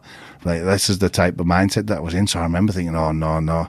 Next thing, an old lady popped up and gave me a mince pie and a drink. And, like, so my hands were full. And I just thought, it's a sign from God. So I started going to church. Wow. Steve Dawson, who was, like, my best student, my best friend, he's going with me. And we're getting full of the Holy Spirit. And, like, we're starting to do well in competition. And it was because I knew Rick Young went to church. I knew Legato went to church. And it was good influence, positive influence, the opposite of what we were chatting about at the beginning. But again, I didn't have that, I had no fellowship. I was just trying to do it on my own. And I started just getting dragged back into to do with the doors and whatnot. Legato tried. He moved over here. He said, look, come and live in Preston with me. Come and teach, stay with me. You got to leave that Stockton life, because he knew a little of what it was like here, because we got called in to deal with a nightclub where they had a rave on, where there was all types of trouble. And we had to take Legato with us, so he's seen a little bit of like what it was like. And then something happened one day. I remember seeing my uncle, and I didn't know my dad until I was 22, and he passed away when I was 24. And it was shortly after that. My granddad had died, and my nana had been moved into this like flat in like a bad part of like Thornaby over the river. And I see my uncle. He said, "Oh, there's a crack den." Well, he didn't say the crack. He said, "There's druggies next door, and they're stealing your nana's milk on the morning." Blah blah blah. I was like, "No way." Obviously, it was a crack den. So I had Legato with me, another lad. So I tried to explain to Legato. His English wasn't great then. I said, "Stay here. I won't be long." So I'm knocking on the door. Obviously, they're not answering. So obviously, the door goes in. Go inside, and then they say, "Oh man, they're just, it was, I think it was like more than just a crack den. No, there was like girls what worked and all that. There was people smoking, there was smoke everywhere." And I ended up going in. I remember the main one, he's laid in the bed, so I've ripped the wooden headboard off, and I started like just obviously educating him, putting a screaming, "That's no one steals the milk, no one blah blah," screaming and shouting, and didn't anyone just smashed it up, and like threw them all out. But Legato comes in, he hates even cigarette smoking, he's like that. "Chris, what's this? Is this a tax? You taxing them?" I said, no. And I said, "In the store, my nana's money." He's going, "Milk, leche." He's like, "Chris is crazy." I was like, "Come on, let's go." I thought, oh no, what am I doing? I thought, I've got this beautiful life in Brazil where I can go and be normal, and then this is seeping into it. So Legato wanted me away from it, and I started staying in Blackpool and staying in this like old it's like digs upstairs, and it was like 50 pence to put in the meter to get heat. It was like we weren't doing that well at the time though, so we had like a big tub of protein, basics, food, growth hormone in the fridge. It was like mad. It was like just like it was just like we had bare minimum of everything. But I started because I thought, I've got to get the bare minimum. It's like growth hormone's expensive, isn't it? I think it is. I thought like we can't have chicken, but we can have some HGH. So let's get this HGH in. And I remember thinking like, all this is good, this jiu-jitsu, but I thought some of these men are on the gear. Well, I'm certain. I knew about that. I thought, so I've lost all this weight and blah, blah, blah. I thought, if I can get back the size and strength that I had before, but now with this, I thought, jiu-jitsu is going to be easier. So then I started getting big, and Legato loved it because we go lifting weights. We train on the morning lifting weights, and I'd have 5 plates on bench. Wow. It's like weightlifting gym in Preston. Legato shouting, "Hey guys, you want us to leave these weights on for you guys? Do you want?" No problem, you sure? He's like, he's classy, he's like working himself, and he loved it because he's a character. We train weights and we go and get privates with Legato, usually no gi, and then we go back and we do the gi class on the night as well. So that was our routine, like 3 sessions a day. And Legato was big in strength and conditioning. He'd teach us how to train and whatnot. But then we were it was like I became addicted to jiu-jitsu, so we were having to get money. Privates were expensive. It's £50 a private. We're getting private every day, blah, blah, blah. Then we're travelling about because Legato's going around teaching. We'd go with him. We'd roll with other people. But then we'd come back on a weekend because we have security. Then it ends up just where it was like the life here was pulling me away. So then, I just stopped going there, and started getting deeper into carry on with serious people, not to do with doors and all other things. And I was just went really on a downward spiral, I'd say, to do with getting into mischief. I'd say a little bits of mischief for, I guess, a few years, And what happened was bad as well, because I felt that God had blessed me because everything's going well with the jiu-jitsu. Everything was going good. I was still going out in Brazil during this time. And then I had a herniated discs in my back, and I couldn't even, it was like terrible, the pain. couldn't do anything, couldn't train. So I just felt deep down that God took it away from me. But I remember when I was waking up, when I was living like a crazy life for a few years, I remember I thought that I'd messed up, because when I was going to church, I asked Jesus in my life, I want to live a good life. And then when I went back the other way, I didn't know you can get more than one chance. So I'd wake up in the morning and just like, what can I do today? Like, not good things, you know. But I remember thinking, like, I'm going to go to hell, so I might as well just like enjoy myself. Like, that was the type of mindset that I was in. And I had more children then, and which it wasn't good, you know. It was just hard life, you know, trying to see all my kids, and I wasn't allowed to see. Oh yeah, I got seen going into a church. One of my kids' mums rang up, "You've been seen going into a church, you're not seeing your son. What are you going into church for, weirdo?" So I thought, I can be forgiven for anything apart from going into church. So that's like the type of people I was around, you know what I mean? And I remember Jose saying, what type of place is this when going to church is so bad? And so anyhow, I had this injury. It was bad, but I still had doors and whatnot. But the great thing was, Middlesbrough Football Club have a really good physio team, and they were helping me massively. So I was going in there, and Middlesbrough were doing well then. They were in Europe and whatnot. Southgate was the manager. There was a good buzz about the place, and I'd be looking after some of the players and whatnot. We were looking after quite a lot of nightclubs and things like that. But then I went in one night to this nightclub to collect the wages, and then a lad who was like a serious fella through here, we'd had a thing already. And it's funny because I remember sending Jose the email about this experience that I had with this lad, because it was like something was going to come off for me, and him, he was a big lump of a man, a champion fighter and whatnot, and feared. And Jose said, he went, "Look, Chris," he went, "has he got better jiu-jitsu than you?" I said, "No, of course not." He said, "So he's a white belt?" I said, "Yeah." He went, "Do jiu-jitsu to him." He said, "Fuck him." Yeah. And I remember thinking, oh yeah, I'll just turn to a jiu-jitsu fight. So then we went and had the fight, and then I remember I threw like a high kick, and like he just blocked it easily. Poof, and he was like laughing. He must have thought, I'm going to smash it. No, I've shot him for a double leg. Like I've never shot him with a double leg with so much urgency. But it's like on the pavement outside a pub called Highland Lad, not too far from here. So I've shot in, boom. But he did know some jiu-jitsu. He's supposed to be in the guillotine in the half guard. I'm like, no. That's my move. Yeah, your move. I'm thinking, I was thinking, like, am I going to smash the ground? I was like, no, relax, because you know, don't you? You can tough it. They're not super good. You're going to tough it out. And I could hear like my friend shouting muffled. It was getting like, the shout was getting like more like, ugh. I was like, don't go to sleep, don't go to sleep. And I ended up, I got out, got the mount. Oh, it was the best feeling in the world then. So like my hood had come over. I went like, and that feeling of getting the mount. And I think how horrible my life had been, all the badness, it's sort of like it got took out on this man. He got it, you know, and you know, obviously, like downward elbows a lot, you know, put to sleep, woke up like proper, you know. And I sent it to Jose, really happy. Jose, you were right. Then he's reading it out to Legato and this other guy. We used to have like internet cafes then, know where you go. And then this guy's like saying, who's this guy? And he's saying, oh, it's my student Chris. This is him after he knows Jesus. Legato said, and they're all just laughing. So this is me when I'm trying to be good, you know. And so then I sound like saying, yeah, so I did like my Mac impersonation. And like the Jose's like, ah. And but it's stupidity, you know, looking back, I should have just been focusing on the good life, but I was getting dragged into that. And then when I've gone into a nightclub, totally injured, I've turned around and crack. No, he's hit me, dropped me. So I'm on the floor and I've spun into a heel hook on the dance floor, opening night of this nightclub. It was like the second night, but it was live on TFM. So it's live on TFM. Everyone's screaming, running all over the place and all that. So then there's murders on, there's fights outside. There's like absolute madness. But the crazy thing was the pain went that I had. I was in horrible pain off the injury, obviously a huge dose of adrenaline, but a few hours later I was in agony, and it had been lodged into the sciatic nerve. The disc had been lodged into the sciatic, two of them.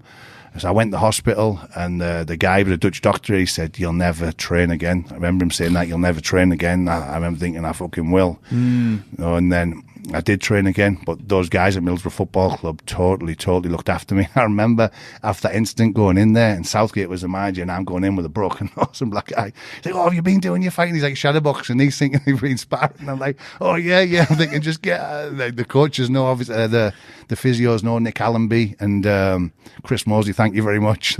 They're totally, they didn't just save me being able to train, they saved my life really by, because if I can't train, I'm an absolute nightmare. And so then obviously start to get back right again. When I had another MMA match, lost, I just jumped in. I really wanted to compete. I fought a kid, Michael Keita, who's still fighting now. He went on to beat some really good men. You know, he was Poland's top heavyweight for a while. And I remember he was from Kop's Gym in Holland. I knew about Bert Kops. I thought, I didn't know about Bert. I knew Kop's Gym got really good striking, but I didn't know Bert Kops was also ex-world Sambo champion, and he had really good catch wrestling and freestyle. So I thought, I'll just use jiu-jitsu, against this guy, no problem. So we go out, bang, he shoots in, guillotine. I thought, yeah, easy. So I've got him in the guillotine. Next thing, bang, he's got me down. He took my leg and he put me in a double wrist lock, like Kimura for you jiu-jitsu only guys out there. And I remember thinking, no way. Then Adam Steele, the reporter, said, no, Bert Kops is this, that, and the other. And then he fought Gilbert Ivell 3 weeks later and got that same double wrist lock, but Gilbert Ivell got out. Yeah. And I remember thinking, man, he's fighting. I thought, this guy is good. So I was like, not too bad. I had another MMA fight, won that one. And during this time, I become a single parent with 2 of my kids. And that was crazy because I'm living this crazy lifestyle where I go where I want, do what I want. And suddenly I've got, I think, like a 2 and a 6-year-old boy and girl with me. So it was, and then I'm trying to see my other kid. I think I had 4 kids at this point. Wow. And then something happened where, I was going to have to go and do something bad.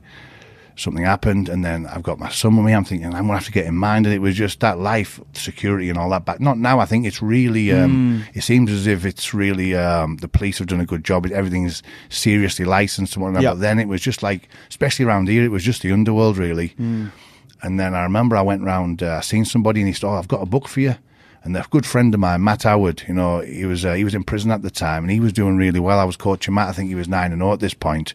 He'd grown up boxing. He was doing really well with MMA. They ended up in prison for a while, and he used to ring me, and he said, look, he said, I've read a book. I've never read a book before in my life. He said, a travelling lad, didn't go to school. He said, it's by a man called Graham Seed. Have you ever heard of him? He said, it's the best book you've ever read. And he never told me about God, but his family were full on Christians, and so he starts talking. I thought, I'm going to try and find it. So I've been trying to find this book, couldn't find it. And then somebody gives it to me.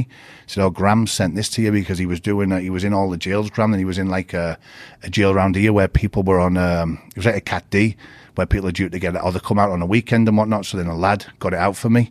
I read this book. As soon as I started reading it, I was like, it's real. And on the front, there was a guy, Nicky Gumbel, where it said, this is proof that Jesus is alive in this century. I started reading it, I couldn't put it down. Read about Graham's story. Graham had been a football hooligan, had a bad life. He'd end up living on a bench. He's a drug addict and everything. And these Christians that came round to see him, and they try and befriend him. He'd chase them, swear at them, tell them to get away. But they say, look, we'll give you some chocolate and all. He was like, oh yeah. So he started talking to them because they give him food and whatnot. They keep going back and seeing him, praying for him. Then one night they went back and he wasn't there because he slipped into a coma. They went back again, he wasn't there. They thought, let's check the hospital because somebody had told them he'd been put in hospital. At this point, his mother was about to sign to turn the machine off. He's on the machine. They asked, can they pray? She said, there's no point, look, he's never going to be right. Went and prayed for him. Poof, he wakes up. Then Graham wakes up and suddenly he doesn't want to smoke, doesn't want to take drugs, doesn't want to drink, but he's like, I don't want to be a Christian, it's boring. But he just didn't want to do anything bad anymore. Next thing, he's riding about on his bike, telling everyone what's happening, telling them about Jesus, and they're all saying, poor Graham's brain damage, he's talking about Jesus and all this and that. And like, fast forward 25 years, he's got like a award-winning book, that book that I was given. He works in schools full time with kids. He's preached in prisons. He's had keys to prisons that he used to be in. Wow. He's been in long-term prisons. He's brought more people to Jesus than anyone that I know. And the Alpha course, which was created by Nicky Gumbel, he's delivered more Alpha courses even than the creator. He put 2,000 or 20,000 of his books in the prisons. He's like changing lives. Christmas Day, he did a broadcast that they put in a lot of the prisons. And so I was given his book, and he left his phone number in it, and a voice was saying, ring Graham, ring Graham. So I thought, why not? Ring him up. So then left a message on his, I remember his answer phone message said at the end, Jesus loves you. And I remember it like lit up, something in me. I was like thinking, I'm gonna really do my best here. Then I left a message, I said, Graham, blah, blah, blah. I'm hearing a voice telling me to ring you. I've read your book, I'm hearing a voice. And I put it down and I thought, this man is never, ever going to ring me up. Like, there's no chance at all. So the next day, I'd gone to deal with this thing that I had to deal with. The person wasn't there. And then phone rings. Hello, blah, blah, it's Graham. I started telling him what I was about to do. I said, I'm just worried because my son's in nursery. I don't know who's going to pick him up.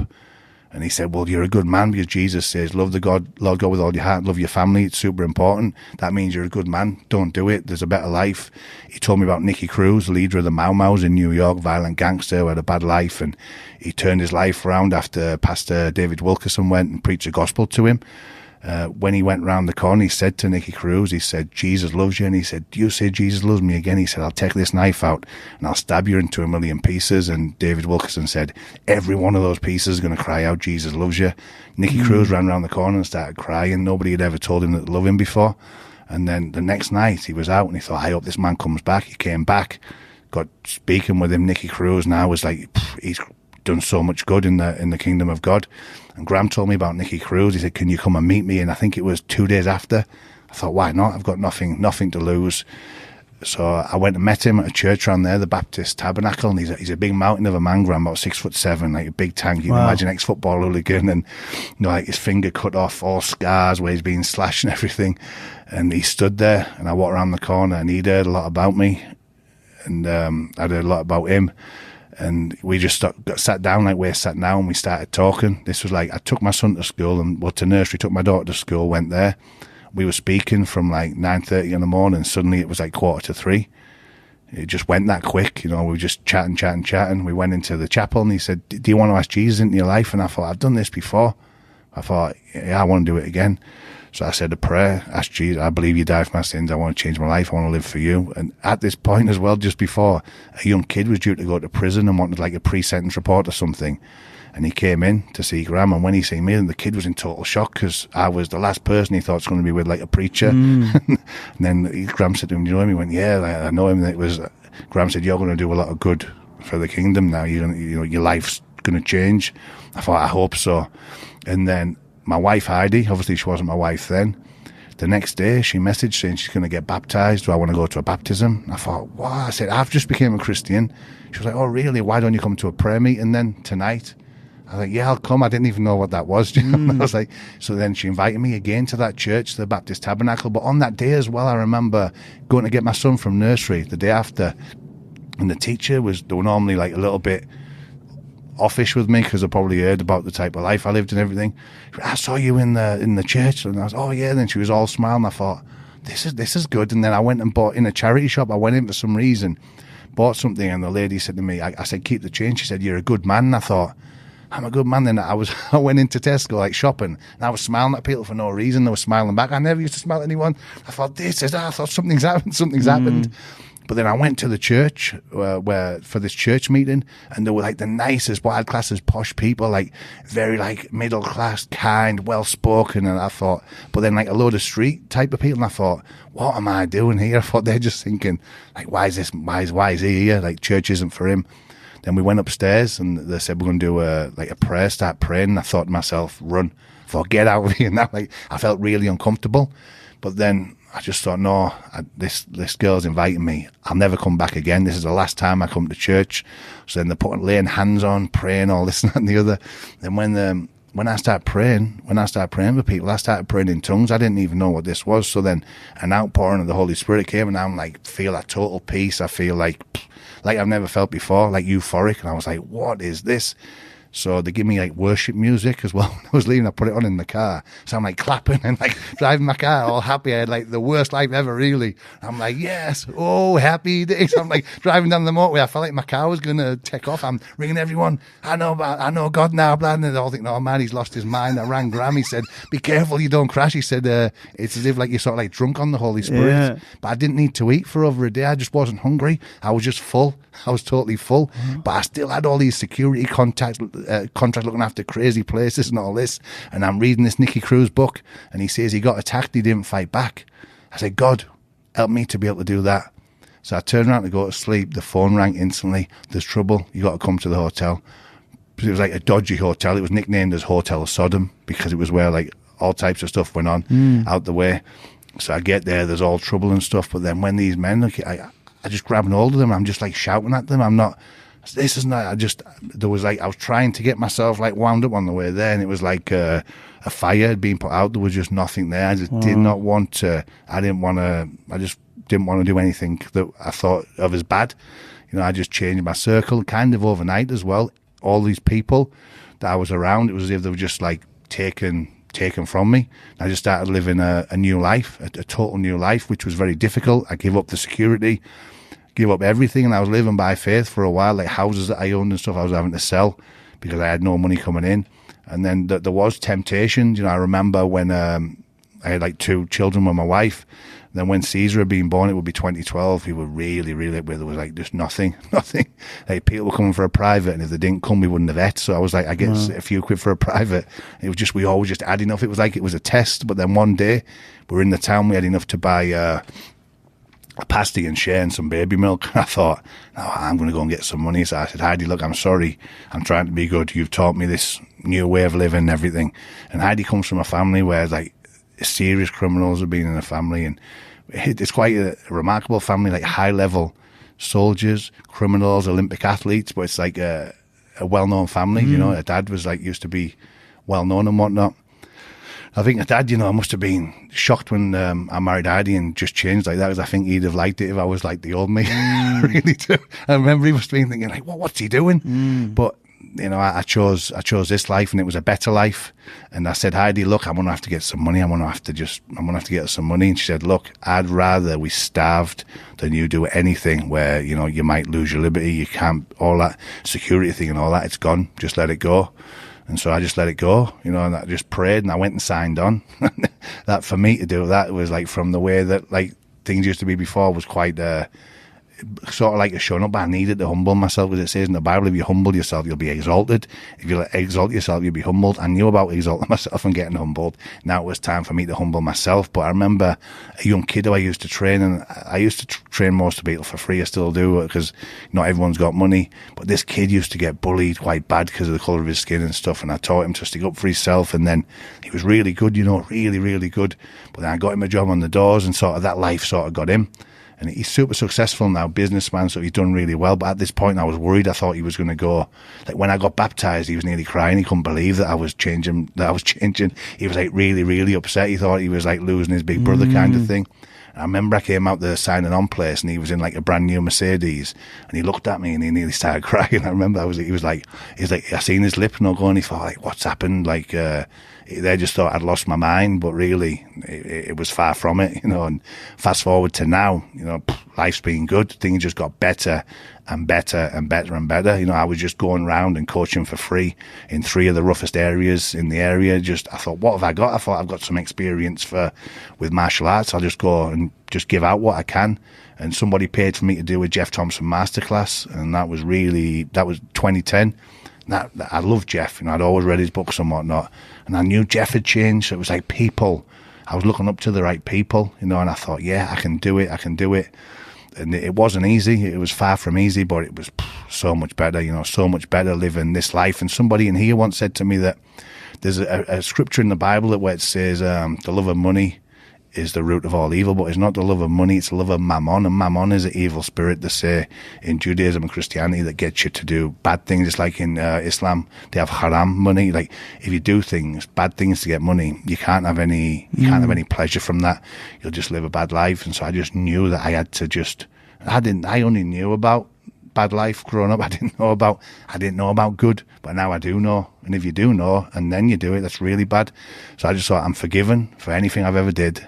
So it's like a new lease of life, and I just really took it with both hands and ran with it. And I absolutely love my life now. There's kids that came to me like Amin and all those kids, what were 12. Now they're fully grown men who have degrees, like black belt, and it's just so good to see. And you know, when Amin first came, he came with another kid who was really good, a kid from where's he from? He used to be Rhodesia, Zimbabwe, and that kid. He was coming a bit, and then he ended up doing an armed robbery, went to the wrong house, got loads of prison and whatnot. Amin never did that, you know, and I don't think Amin ever would have, but I'm glad he never, but I don't think he ever would have, but it's just having this it's going to keep people away from that life, because I wouldn't have thought Denzel would have, because he was from a good family, but, you know, these things happen out there. There's a lot of bad things go on. So I just think that I put a course together back then called A Fighting Chance. Everybody deserves a fighting chance, and it was just really about respect, you know, about, you know, looking after yourself and not getting involved in all that stuff out there because it's glamorous and all the stupid things that people watch, or a Top Boy or something like that I've heard about. And I remember someone giving me, when I was still living that old life, somebody gave me a DVD, was then, of something to do with the Essex Boys. And before I'd probably like that, I put it on, I felt sick. I thought, I'm just sick to death of like anything like that. I don't want to know. So something spiritually was happening, but it took me from it was like a 10-year battle I was losing, I'd say, until I met Graham. And then they had somebody to guide me, you know, and help me and look out for me on the way. And I've become obsessed in learning about, not just about religion, but about self-help and stuff like that. Reading non-stop and just trying to better myself, really, just trying to become a better person. I know how to use the internet now, so I can look on YouTube and whatnot. And, you know, I'm big on education. I wish that I'd have got a good education and whatnot, but I suppose I've got one in a different way. You know, I've got a different kind of education. I've taught myself, well, not taught myself, I've learned to speak different languages just because of martial arts. And it's good now because in lockdown I started learning Russian just because I had a lot of time on my hands. I'm into Sambo, and there was not really any good information in English. So I started using an app called iTalki. Just got into it. I've spoke Russian every day now for almost 3 years. Wow. Half an hour in the morning. It's that thing we said about chess, jiu-jitsu. You got to do it every day. Yeah. You know, and obviously it's terrible what's happening in the Ukraine, but I have a chance now where I can speak with the parents who are coming over from Ukraine and the kids. And I have students from Dagestan, so I practice speaking with the kids, and it's great. And you know, I remember a few months ago, you know, there's a photo taken actually of the two kids as they were going out. A kid from Ukraine, the kid from Russia with their arms around each other walking out. And I thought, yeah, that's legit pro wrestling school. You know, it doesn't matter about anything, you know, your social stratum, your religion, anything. It just matters that you come on here and we all look after each other.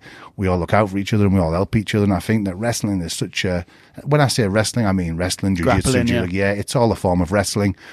You know, it's a sport of kings. It really is. And when you look, you know, in the Torah, the Bible, you know, God came down. He didn't have a boxing match or a football match. He wrestled, you know. He wrestled with Jacob, who became Israel. Wrestled with God and won. Yeah, and in Islam, Prophet Muhammad, may peace be upon him, wrestled the strongest wrestler in all of Arabia when he was 50 years old, and he defeated him.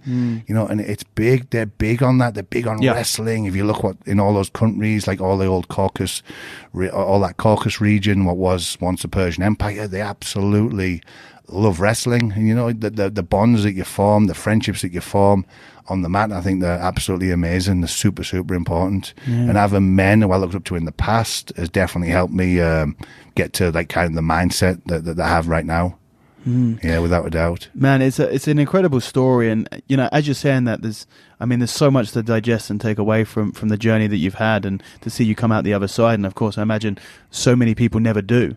Yeah. I mean, they get you know, firstly the effect that your environment can have over you as an individual, where you know, the fish in a dirty water bowl, they're never going to be healthy, and sometimes you just got to change that environment, and that can be in a small way. It can be you're hanging around with the wrong people. You know, for you, maybe you were able to change yourself without leaving the area, but for you it sounded like the area was such a big factor in that, and that's perhaps why it took you 10 years to win that battle, and you had to fight a lot harder than you would have had to if you just moved to somewhere where those people weren't around. People wanted me to move, but I thought that would have been maybe the cowardly way. I had to it's the easy way. Yeah, the easy way. Yeah, for sure, it's the easy way, and but you know, sometimes taking that harder route is eventually going to pay off more, and what you're doing now, obviously a testament to that.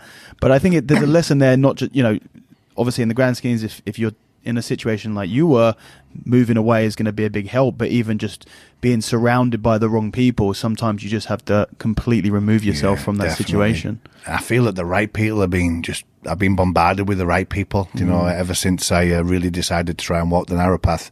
Like my coach, Eric Paulson, you know, I met him in, I think,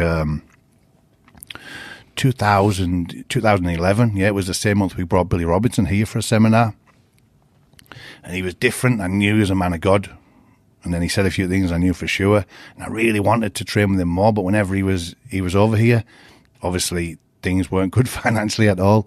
But then I remember going out to compete in USA versus the World for catch wrestling with Amin, and we competed in the John Wooden Center, UCLA. I love John Wooden. I've read like a lot of his books and what the greatest basketball coach of all time, man of God. So I was really excited about that. But we were we had like one meal a day. We had like a Herbalife shake. We weren't doing very well. We stayed in a really bad area. And when we went to do some press stuff, it was for Good Morning LA at Fox. We were at the Fox studios. Wow. And then there was a girl there who was trained by Josh Barnett and Eric Paulson. I said, I'd love to train there. So anyway, I was allowed to go and train. I was invited. We didn't have the money to get there, so I was devastated. I was with that. I mean, we couldn't get there. We're in a different part of LA, and I remember praying, "Oh, please, I wish I could go." And I just made a vow: in the future, I want to be able to afford to train with Eric Paulson whenever I want. He's going to be my coach.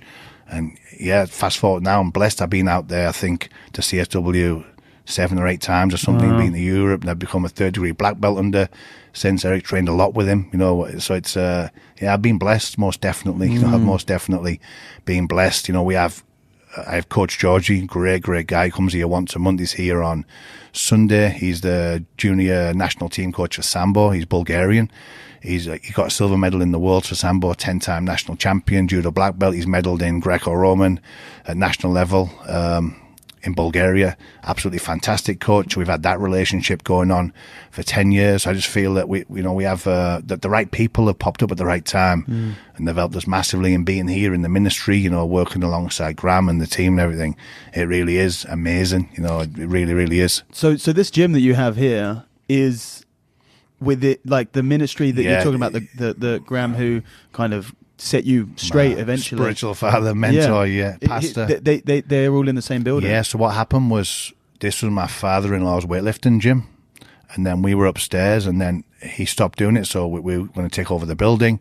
I knew Graham was looking for somewhere, so look, let's jump in and let's do it together. And we got a contract where we were working with children who'd been thrown out of mainstream education, and then they were coming to us, so we had them full time. So we used to have all kinds of things going on. We had that for a few years, and that stopped when all the lockdowns came, and it's never started again. And now Graham's full time teaching in a school up in Sunderland. But yeah, we've done a lot, all types of things. For quite some time now, quite some time. And when it comes to coaching juniors, I never really planned on doing that. I was always like, I started off coaching by coaching the other doormen and whatnot. Just obviously, it's important they can look after themselves and whatnot in a good way. And then Ben told me to start coaching jiu-jitsu, which I did. Then obviously we had an MMA team and everything, but kids, I just thought, oh man, I can't do it. But then I started taking Sinead and Rickson, two of my oldest, to judo. And they had a fantastic coach, Joe Glynn. Mr. Glynn is like 92 now. What a legend. He's like, he's something else, He's like real old disciplinarian, as you can imagine. When he got his judo black belt, he had to fight the lineup of 10, any weight division. He's like one of those from that era when all the Japanese were over and whatnot. And I just watched him coach that many times that I learned how to coach kids just by watching Joe. I learned by watching Joe. And I started to jump on and do a bit of judo myself by taking my kids there, which I really enjoyed. And we were going to church at this time. They had an American pastor, Mike Taylor, a lovely, lovely man. He worked for an organisation called Youth for Christ, which were big into sport. And so we do bits of work with them. And he said, look, can you help out with the youth? I said, yeah, of course, definitely. I thought, no problem, piece of cake, because I'm working with kids who are like in care. Some of them have been to prison already, like young offenders. I thought these are like nice church kids. I thought, of course, church teenagers, super simple. So I get there on the Sunday, right, you're in there. I thought, oh, he's made a mistake. This is the tiny little kids, like 3, 4, 5, 6, 7. I was like, oh no, I thought, I can't say no. So I go in there, I was like, what am I going to do with all these kids? I was terrified, to be honest. I was really, really like out of my depth. I thought, what can I do? I said, come on, let's get one, let's do a Tabata. So we started doing a Tabata and everything, and they were all loving it. I thought, this is all right. And then they were like, once they were feeling full of endorphins and whatnot, bit of prayer, little Bible stories, I thought, this is absolutely brilliant. So I ended up a Sunday school teacher, just out of nowhere. And then I thought, I can coach kids, I can do it. And another guy who I knew worked for Destination Judo, and he had like hundreds of kids. I thought, yeah, I'm going to start coaching kids. It started off with my own kids and a niece. Then bit by bit, it just grew and grew and grew. And now we have real successful kids team. We've won they won all types of tournaments, like golds in the, they have like the British Worlds and Juniors over in Wolverhampton, that medalled in that. National champion sport and combat sambo, like junior combat, they don't do the head strike, Muay Thai, judo national champions. So it's going really, really well. And my wife went out and got a degree in childhood and youth studies, as she thought it was really important that we have a little bit more of a professional look, and that's worked really well. So yeah, we're firing on all cylinders. We're getting them in. We're having fun. And Yeah, in here is absolutely amazing. There's kids, there's Muslim kids, Christian kids, kids who Catholics, Protestant, kids who don't come from a faith family. There's like any type of person you'll see. Like when the parents are out there, it's just diverse, and we're all in here, you know, working together, and I absolutely love it. It's fantastic. Yeah, I'm glad I stayed. I'm glad I didn't I didn't move elsewhere. You know, I love to travel, don't get me wrong, but I feel it's important that I keep coming back here. I really do feel that it's my calling right now is to be here. Yeah, amazing. Yeah, without a doubt. Yeah, I think that can happen when you are in martial arts, because such a massive part of martial arts is you need to learn from someone, and that could be through an instructional tape. But really, you need a human who is going to take you under their wing and guide you.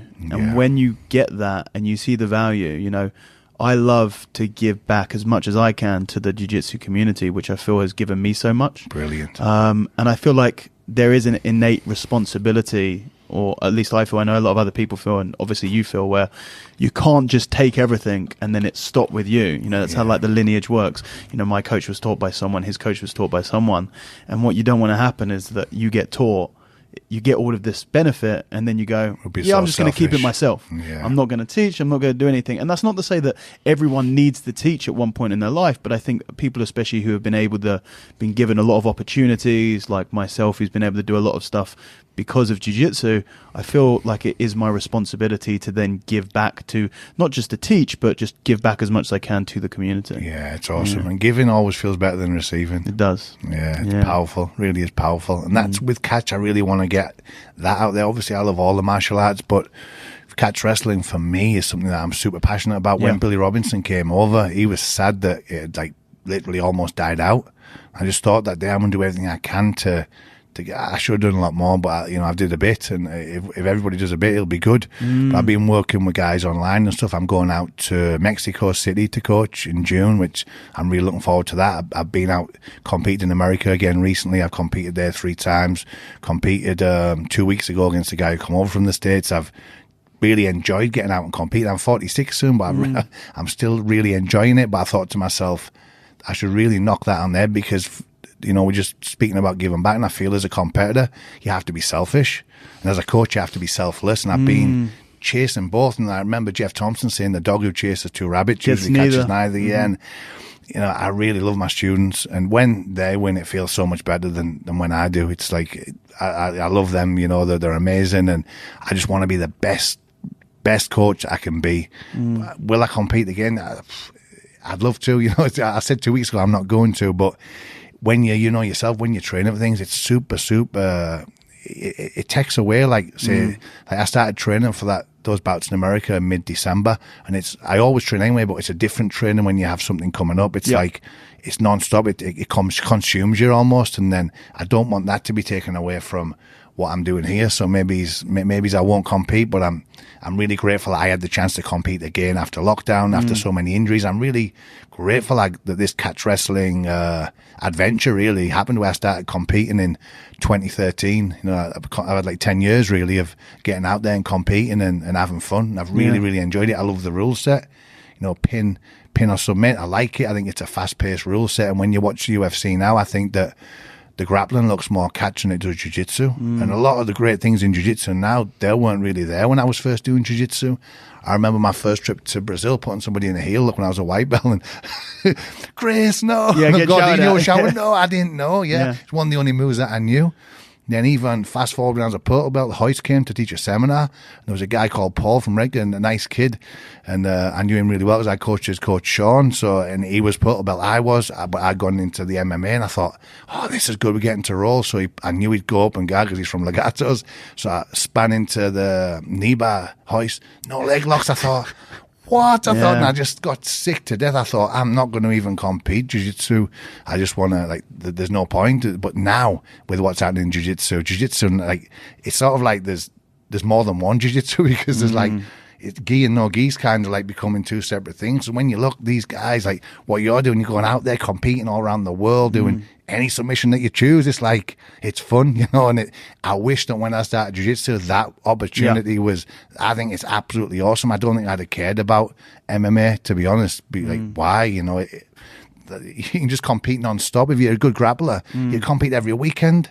I just think it's good. And I'd like my youngsters who I train, I'd love it if none of them ever fight MMA and they're grappled. I'd love that. 100%. Yeah, I'd love that. I mean, look, I love MMA, I respect MMA, but it is a tough sport, and I do not it is a huge sacrifice. The damage to the brain that you take from training, from competing, it's rough. I mean, you mentioned, and I kind of wanted to get onto it, and it's perfect you brought it up kind of out of nowhere, but we haven't spoken too much about catch. Now, of everything, obviously you've done loads of different things, boxing, kickboxing, sambo, judo, jiu-jitsu, but then the thing that you're really known most for is for catch wrestling. So how did you first come across catch wrestling? Well, what happened was, as a kid, obviously, loved watching all the pro wrestling and whatnot. And that was like a big part of life. But then 4 o'clock on a Saturday, that comes on. And so I always had that love for that kind of wrestling. But then it was when I was meeting this guy, John Calvert, over in East Cleveland. He was like an ex-para, he was. And he was a black belt in karate. He went and trained with Jeff Thompson, I think. He may have done the Animal Days and whatnot. Tough guy. Super fit, up early, like lived the life of a soldier still. And when he starts saying illegal old wrestling halls, I still remember all of those sequences that he taught me. Like, it's funny, when I learn a technique, I always remember who taught me it and when it was. It's bizarre. It's like when I teach somebody, I say I was taught this in 2002 by. It's just the way that my brain works for technique, and I was absolutely obsessed in these kinds of techniques. And then fast forward to this is another strange story. Obviously, I was in a strange space mentally. I read someone gave me a book, Napoleon Hill, Think and Grow Rich. Yep. So I'm reading it. Then he's speaking about a lot of good wisdom in there. Obviously, like abstaining from things and whatnot. About having a burning desire. Obviously, that's the secret that you're meant to find in the book. It's about having a burning desire. And then he's saying about speaking to like people who are dead. All this for advice. Growing up, I've been around strange things, and I'd be like things that happen, like haunted, like type things, like things flying around the house and all this and that. It was like spiritual attack and whatnot, and I was very open to all that. So I thought, this is good. I thought, I'm going to speak to all the great martial artists that have ever lived, presidents. So now speaking to Bruce Lee, I'm telling like Steve Dawson and this kid Gino, and they're thinking, is he back on the truth? And I'm telling them like he's saying this, he's saying that. And then he said, you're going to learn the way that's no way, and it's going to change everything. But then I stopped doing it because I was trying to become a Christian. So this is the type of life I was living. And then he came, and it must have been a dream. He woke me up. And he's saying this again. Yeah, how crazy is that? I was like, but how crazy is life? What we're doing on this planet, spinning around at whatever many miles an hour. Life's crazy. Yeah. So then I'm telling them, and they're like, Chris has lost his mind. Then we're going to Cage Warriors because Steve's fighting my friend Jason Ball. Bisping's the main event against Dave Radford, who beat Roberto Duran in the boxing world. So it was like a big, at the show, Tengiz was fighting. I love Tengiz. He taught me how to do a suplex for the first time, Tengiz. Tengiz was fighting Jeff Monson. So this was like a big deal in Sheffield. So we're in there, and obviously Jason Ball's fighting out at Mick Shaw's academy, which is Jeet Kune Do. But I knew Mick from training at the old judo club, jiu-jitsu. And so he comes up to me, he says, look, Chris, it's on my heart. I want you to come and join the Jeet Kune Do Grappling Association and represent me and Sifu Larry Hartzell, first generation student of Bruce Lee. Gino and Steve were like, no, because I've been like going on about this Bruce Lee thing all the time. And I was like, yeah, definitely. So I start going to Mick, and he showed me all these moves, saying this is catch as catch can. This is Sambo. They didn't call it Sambo because it was a derogatory term. In the States, they called it Sambo, which I didn't know at the time. And Sambo is actually an acronym for self-defense without weapons in Russian. And so I was like, oh, this is good. This is different. And he's teaching me Filipino boxing. Obviously, I did a lot of Thai and stuff, so I absolutely loved it. We do the weapons, and looking back, Mick, I think, I don't know whether he was kinky or something, because he'd hit us with sticks, he'd hit us with a rattan. So he'd have to stand there and let Mick whack you with the sticks, but not flinch. Obviously, you flinch, and he said, no, you got to not flinch. So in the end, you're getting whacked with a stick and not flinching, but then he blindfolds you. So this sounds dodgy. Mick, I think you need locking up. So then you flinch with the blindfold on. but then you stop flinching. Yeah. It's strange, you know. So I was just trying everything, Sayok, Cali, like bits of everything, but I wanted that catch wrestling. And then I had a gym with Matt Howard, which funnily enough was called the Snake Pit, and we didn't know anything about that there was a Snake Pit. Riley's gym was known as the Snake Pit back in the day. I don't even know how the name came about. Really? You had a gym called the Snake Pit that you had no idea? We knew nothing. Yeah, Wow. This was like 2000, and I get mixed up the years at that time between 5 and 10 as like a jumble. It was crazy times. For those who don't know, the Snake Pit in Wigan is like the most famous, probably the most famous catch gym in the world. Sure. Yeah. Yeah, so the Snake Pit, it was a comical gym because, you know, not many people dared come. It was strange because Matt was a traveller. It was right near the camp, so it was all travellers, and there was tough lads that was in there training. There was not many people that weren't travellers that was in there, so it was quite hard to get a grappling class going, you know, mainly into boxing. We had bags, we had a boxing ring and whatnot, matted area. But these lads have been asking about me, saying they want to train me for some time. I'm hearing about these two lads, brothers, who were known as Speed and Power, and they were travellers. But then, excellent names. Yeah, and I was like, who are these lads? But then I'd been told the other day I won't even say the name because they're so secretive, these two men. And then I'm hearing about them. They went to my old place there, which that was a crazy place. Our old gym, Gracie Bar Stockton, that was over the road, and it was free rent, but we had to look after the place, and it was like the Wild West sometimes, so we'd be training, and then, so we'd go down, stopping fights, throwing people out and going back training. And so they'd been there, and we weren't there at the time. So then, unbeknown to me, they start coming into a place where I'm in the door. I was working the door on a place called Hogan's next to Darlington train station, and I worked it on my own because it was decent money back then. It was like £100 a night, and it was only for 4 hours, Thursday, Friday, Saturday, Sunday, and we had other doors all over. I'd do 2 nights, and my business partner, who was a ranked heavyweight boxer at the time, he'd do the other 2, and we thought it's better just to go on and sit there amongst lads because we knew them all. 90% of them were all the travelling lads, and if they had a trouble, it was good to go outside and fight, shake hands and come back in. It was really, really respectful. And back then, Lewis Welsh was in there, and Lewis was a good man. He was known then as King of the Gypsies, like in Bartley Gorman's But they said at that time, obviously before Tyson Fury, Lewis was the main man. He was a gentleman, you know, and really, I don't even know why they needed any security because like Lewis was there, so it was really, really good. And so yeah, they started coming in and chatting with me. Well, it was just one of them. It was Speed. He starts coming in, and he's chatting. He said, "Oh, you do a bit of that grappling." He said, "I went to the Wolf's Lair once, you know." He said, "They showed me a few good moves." And I said, "Oh, really?" But he never let on, you know, that he was him. And then I see his brother, and I thought, look at him, like Power. Obviously, he's like a tank, and I thought he's got like cauliflower ears here. And I said, use them brothers. What do you mean? And they start laughing. So they'd been talking to me for about 2 months, and I didn't know they were. And then I said, oh yeah, we'll have to do some training and whatnot. So anyway, we opened this gym. By this point, we opened the Snake Pit. It was called with that. the brothers? No, I opened it with Matt. Okay, yeah. And so they walk in one day, and they walk in and like they cut trees down, these lads, so they're all like their work clothes on. And we got a class going on. So, do you mind if we join in? I said, yeah, let's do some. So I thought, I'm a purple belt, I'm fighting him. I'll be all right. You feel quite confident, don't you? So I start going with Speed. He's like, bah, bah, bah. I'm like, what? So then I remember sweeping him from Gab. Then he was like, I was like, whoa. I thought, what's this? And I was like, this fella's good, you know. You knew his name was Speed, right? Yeah. I knew why. And he was quick. And I knew Power was next roll. So Power comes on. He ends in my guard, and he just grabs on. He just does nothing like that. And I can't move. I'm like, he says, go. And I'm like, I can't move at all.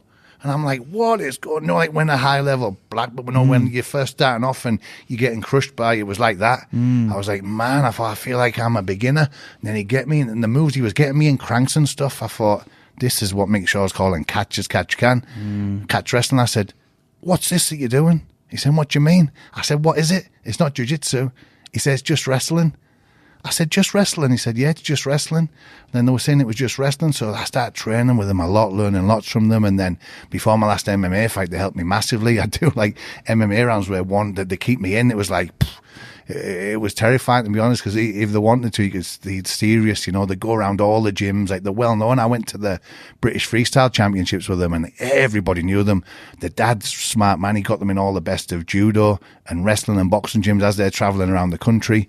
He put them in the best of places. These men, they're not into drinking or anything like that. The godly men work hard. They only eat the food that they go out and catch themselves. These are like, wow. And that this catch wrestling, what they were shown by the dads from the granddad, it's being kept in the family, you know. And the super secretive, you know. You won't hear much, like you won't see anything of them, but ask anyone in gyms around here, they'll know about them, but they weren't welcome in any gym apart from here, but people just didn't want them in. They were terrified. But then I'd start going around gyms with them because I thought it was the best crack in the world, because like MMA fighters are getting absolutely demolished, getting like flying through the sky and stuff, and like, yeah, they're really, really good. But they were big on conditioning. I remember they said, let's go for a jog. I thought, oh yeah, no problem, I'm fit. Next thing, he jumps on my back. We're doing fartlek training like with him on my back, but they didn't seem to get out with breath. Like absolute, like phenomenal athletes, super, super strong.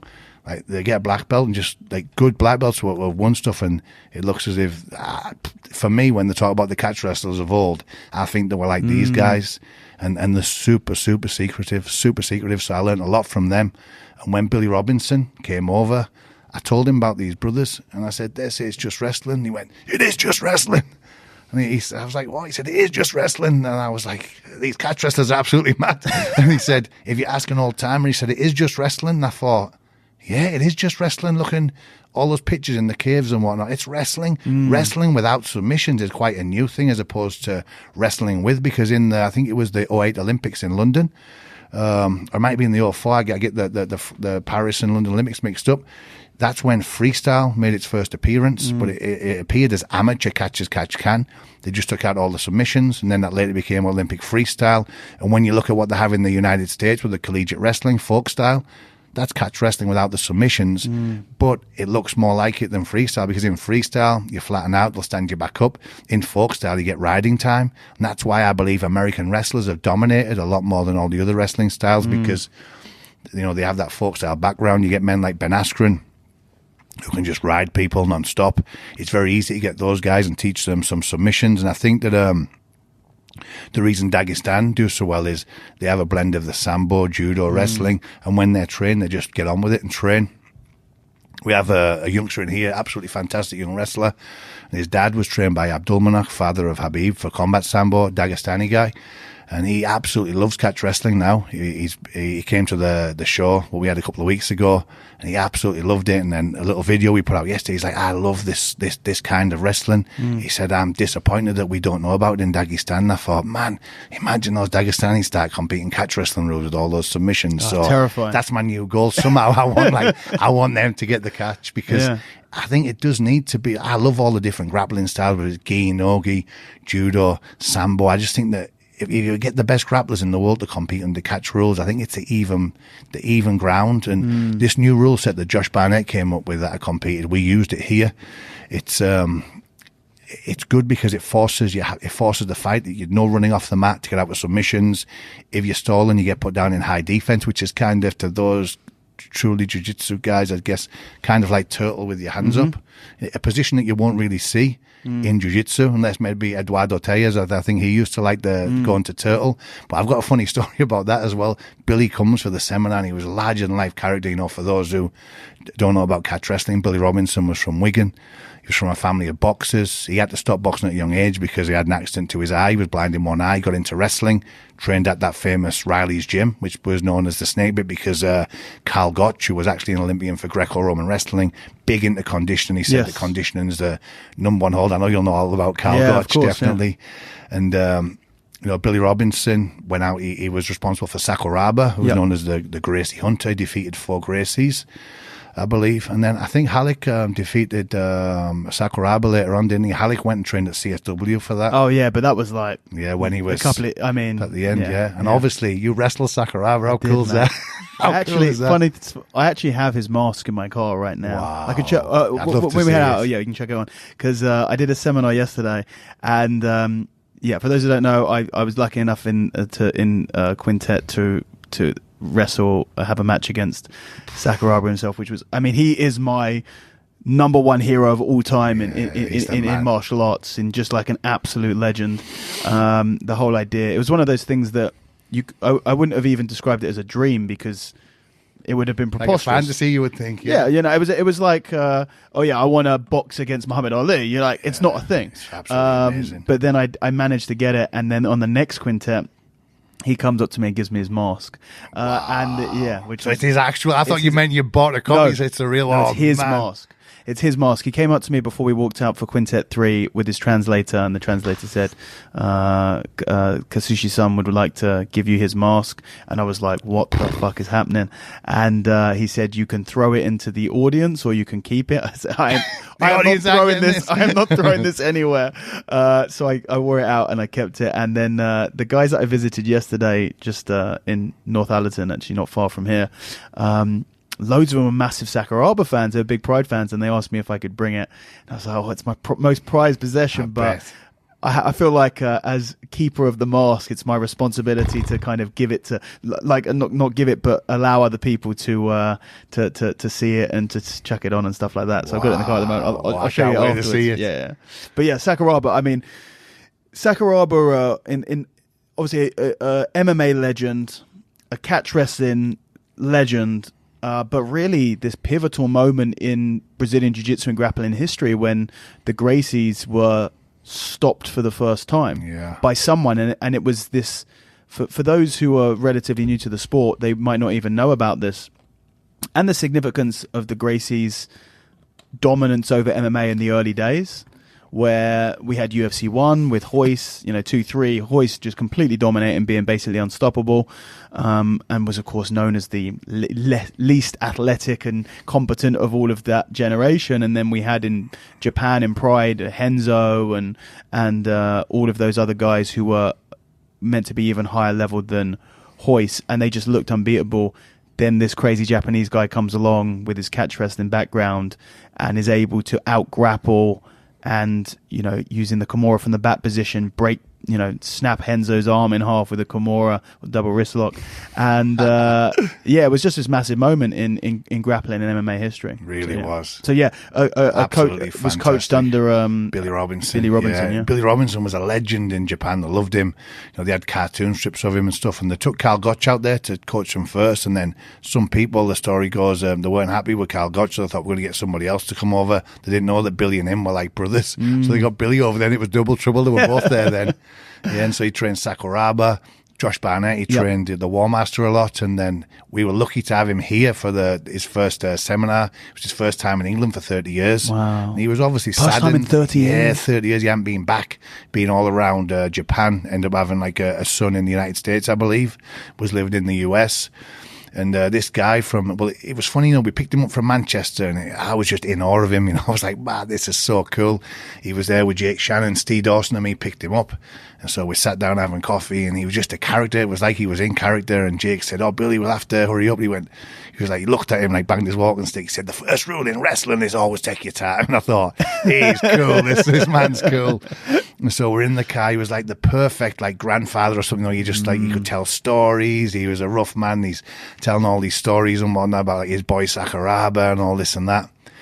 We were upstairs then, gets upstairs. Nice, kind man. Then he says, how do you men normally warm up? This guy from the Jiu-Jitsu school in Newcastle said, we're all from different gyms. He looked at him like he wanted to kill him there, and then he banged his stick on the floor. Can you swear on this podcast? Yeah. He said, I never asked you how you fucking get warm, you fucking...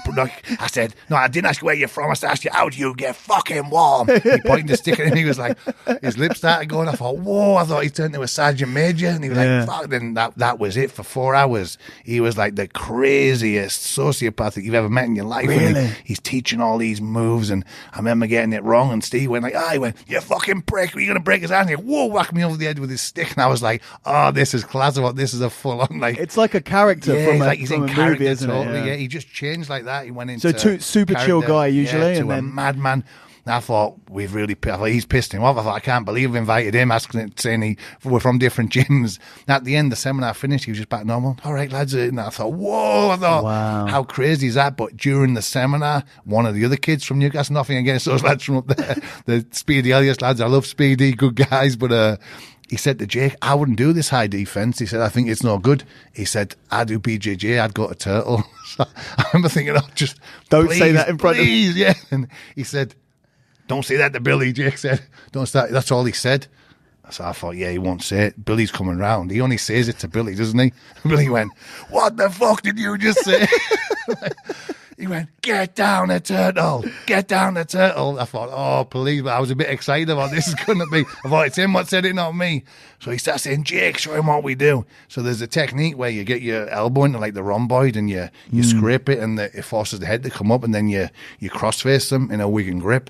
So Jake gets him, flattens him out, and then Billy is giving him instruction. He's just like, he's running him around on the floor by his neck. He's like, ah! He's like yelping like a dog. He's like, you got a turtle against me and I'll fucking kill you. That's what he said. I was like, whoa, I thought this catch wrestling's the best. Well, it's crazy because Steve Dawson was there and he was like my best fighter. He'd won a lot. In 1 year, he won 6 MMA bouts, pro bouts by submission in round one. He was doing really well. And he ended up having about 9 bouts, and he was about to get he started training up with Scott McVeigh in Glasgow when he was working away. Got his brown belt from Hoyce. So he was higher belt than me. He ended up where he was a higher belt than me because I wasn't under anybody for a while because Neil Owen went off to Australia. And so then he was about to get his black belt. Scott said, I can't get hold of Steve. Obviously, he's going to get graded, and I contacted Steve. He said, oh, just tell him, mate, just matter of fact, tell him I'm not interested anymore. I did that catch wrestling and I just don't want to do jiu-jitsu. I don't want to do anything. He said, what that man was showing us, it's just, I can't bother starting again, but I don't want it. He didn't want to get his black belt. I thought he's crazy. No. I was like, Steve, you've got, he went, you're joking, and he went, after what we was just seeing, he was like, whoa, he just said, how didn't we know all that exists? Because when you've trained for a while, back then especially, you sort of just think like, you sort of know what you know, but this was like positions what you wouldn't get in jiu-jitsu because of the pin. Like, I love high defense. Like, I love working from there because I think that if I go to gyms where you start from the knees, I don't do that. But obviously, you know, you can't say, oh, I only start from standing. It's not your class. So I will just slap hands and just give my back high defense. And you can see people looking, thinking, oh, he's an idiot. You know, like, whew, 4 points. People just want to be on the back. And obviously, I believe if you work a game, if you work more on defending something, the chances are you're gonna get out of it because you're spending more time there. So I'm not a big fan of that where you start wrestling from your knees. You know, I just I always just go to a position. You know, let's start from somewhere. Yeah, I mean, it's not the catch or wrestling mentality, but never ever start wrestling from the knees. No. Always, I would say someone pulls guard straight away. Yeah, for sure. If you're not going from standing, you go from guard or you go from another position. Yeah. Because wrestling from the knees is just a complete waste of time. And I always just really somebody stands that. Up. Or both stand up. You're never ever going to be in a realistic scenario. Fist bump non-stop for 5 minutes. I know it's just the worst. So yeah, no, you're spot on about that.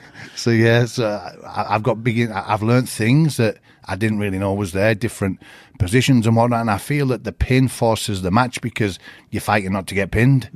And just like strikes, I love grappling with a pin or with strikes. I really do. I love grappling, but I just think for me it's kind of exciting. It's what I like. I'm not saying that everybody's like that, but for me, you know, I just really want to do what I enjoy doing, and I really enjoy it, and I feel that it's a shame it's not so well known, so I really want to do all I can to get it out there.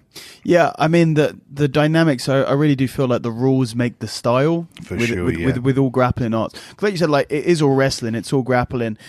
Every single culture, for the most part, at one point in their history, would have had some sort of wrestling style, and you know, there a lot of them have died out, and a lot of them still exist in various parts of the world. What people don't realize is that the UK had such a rich history of folk styles of wrestling, be it Scottish backhold wrestling or, you know... we practice that in here for warm-ups. It's good. Yeah, it's fun. And, you know, catch as catch can style, and there's styles from, you know, Cumberland Lancaster. And Westmoreland, Yeah. All of these different areas had their own style of wrestling. Then you have different styles of wrestling throughout the world. And the style all comes off of what the rules are. So do you win by pinning? Do you win by touching anything? You know, so like I think even a knee to the ground in the old Kushti wrestling. Exactly, in and India. like so you've got the Mongolian wrestling style, which is really popular, massive out there. Georgian wrestling. But like in the Mongolian, for example, I think they do Mongolian wrestling in Inner Mongolia, which is a province in China, and in that you can't touch anything but your feet on the ground. Wow. Or one of the two, and then the other one in Mongolia, I think you can have the hand on the ground but nothing else. You know, so just a small rule change of you can't touch your hand on the ground versus you can touch your hand on the ground, or you can put your knee on the ground versus you can't put your knee on the ground. It just completely changes the style, and then over like natural selection, evolution, it happens with the sport. So I think perhaps with catch, one of the big differences is this the avoidance of the pin means that people will go belly down to avoid the pin, and then that belly down position is, I feel like all of the positions in catch that are really distinctively different from no-gi, submission wrestling, Brazilian jiu-jitsu, is these weird holds and catches and submissions and techniques from when they're belly down. Because in jiu-jitsu, you're never looking to go belly down. You're just giving up. You're just giving up the pin, essentially. You're giving up the bat position, pulling guard. So it is very interesting. We do now. We have like where we'll do... you start off in that position, you keep on going till that guy gets out, or there's a pin or a submission. And I think it teaches them quite a lot of toughness when there's face bars and whatnot, and it's good conditioning as well. And I think that once they're accustomed to being there's not really a worse position you can be in a catch wrestling match. So we get them good from down there. For me, when I bring somebody in, once they can wrestle up from the ground, I feel that they can wrestle. They can be taken down, fight the way back up. For me, that's a really important step in becoming a catch wrestler. Yeah, and I just want to talk a bit about catch wrestling and where it is now, especially in the UK. Obviously, it was invented in the UK. It went over to Japan and to America with Billy and those guys, and it became way bigger over there than it was over here. Huge in America because of the railroads. Because all of the guys were, all these guys on the railroads and whatnot would be catch wrestlers, because obviously there was a huge Irish element. A lot of people think the Irish brought it over from collar and elbow, which is quite a similar rule set. And when the Irish went over to the United States in like 1860s, 1870s, after the potato famine and just at the end of it, they all went over there. I think 4 million Irish went out over there. A lot of them were collar and elbow or catch wrestlers. And there's a term, say uncle. Have you heard of that? It's like to submit, say uncle. Yeah. That's why the Uncle Gene LaBelle, obviously they call him Uncle Gene, because he make everybody say uncle. And it comes from like a Gaelic word, what sounded like something like "sai uncle" or something. It meant like, do you give in? So and that's where that comes from. So that's it's awesome. Steeped in the history. That is awesome. And a lot of the old American presidents were catch wrestlers and whatnot.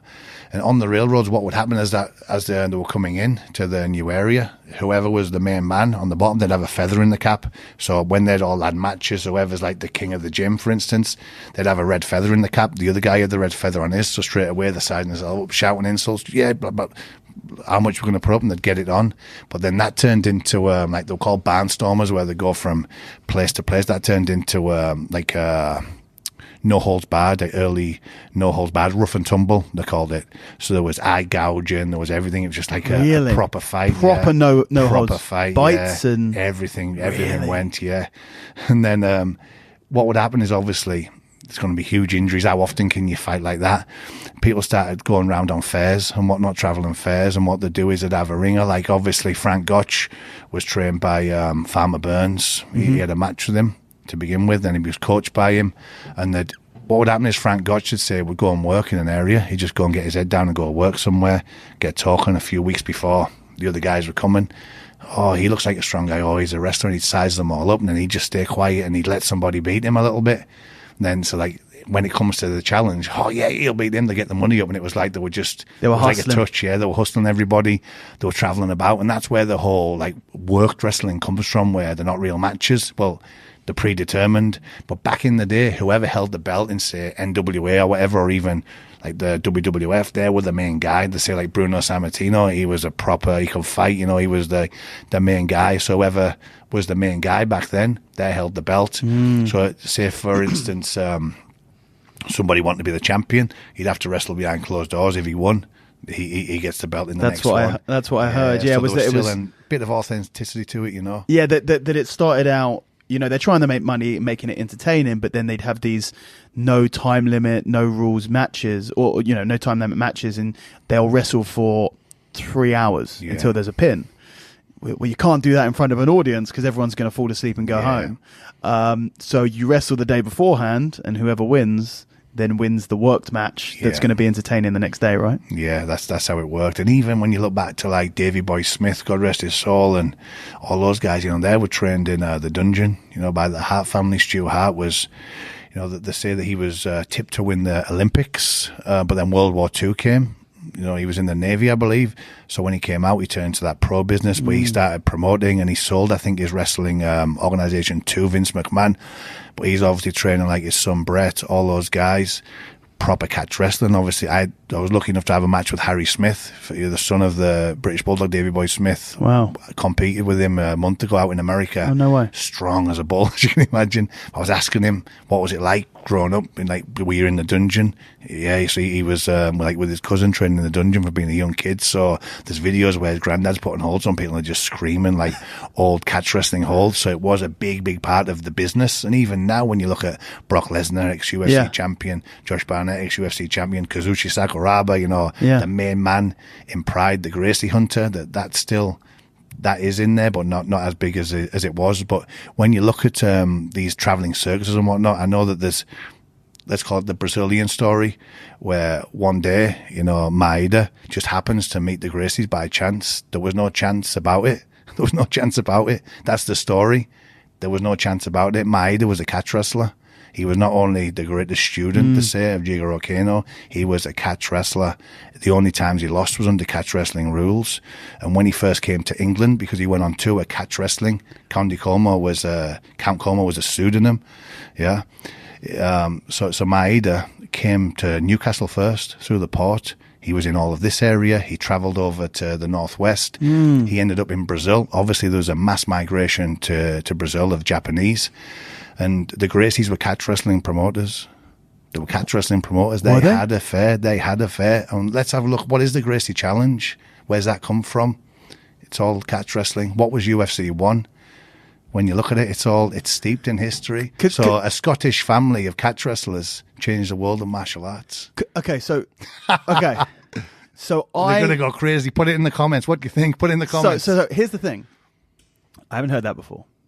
But what I did hear, because the story was that I was told, and that I think is the traditional history, is that the Gracies worked in the embassy, helped out. I believe they did, yeah. Helped out Maeda, and in exchange, he taught the kids jiu-jitsu. Yeah, and told them not to teach anybody else. Oh, really?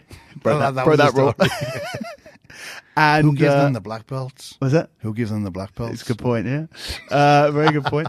Where did the belts come from? I often, there's so many. I'd love to be able to go back and see it all. The business meetings. So I say this to Mauricio when I interviewed him. Yeah, I watched. And he goes, nah, that's not what happened. He said he saw, the Gracies saw Maeda grappling in a circus.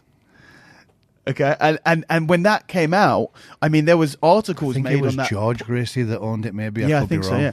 So he saw him in a circus, and that was how they made that connection. And I'm going, this is crazy. I've never heard this before.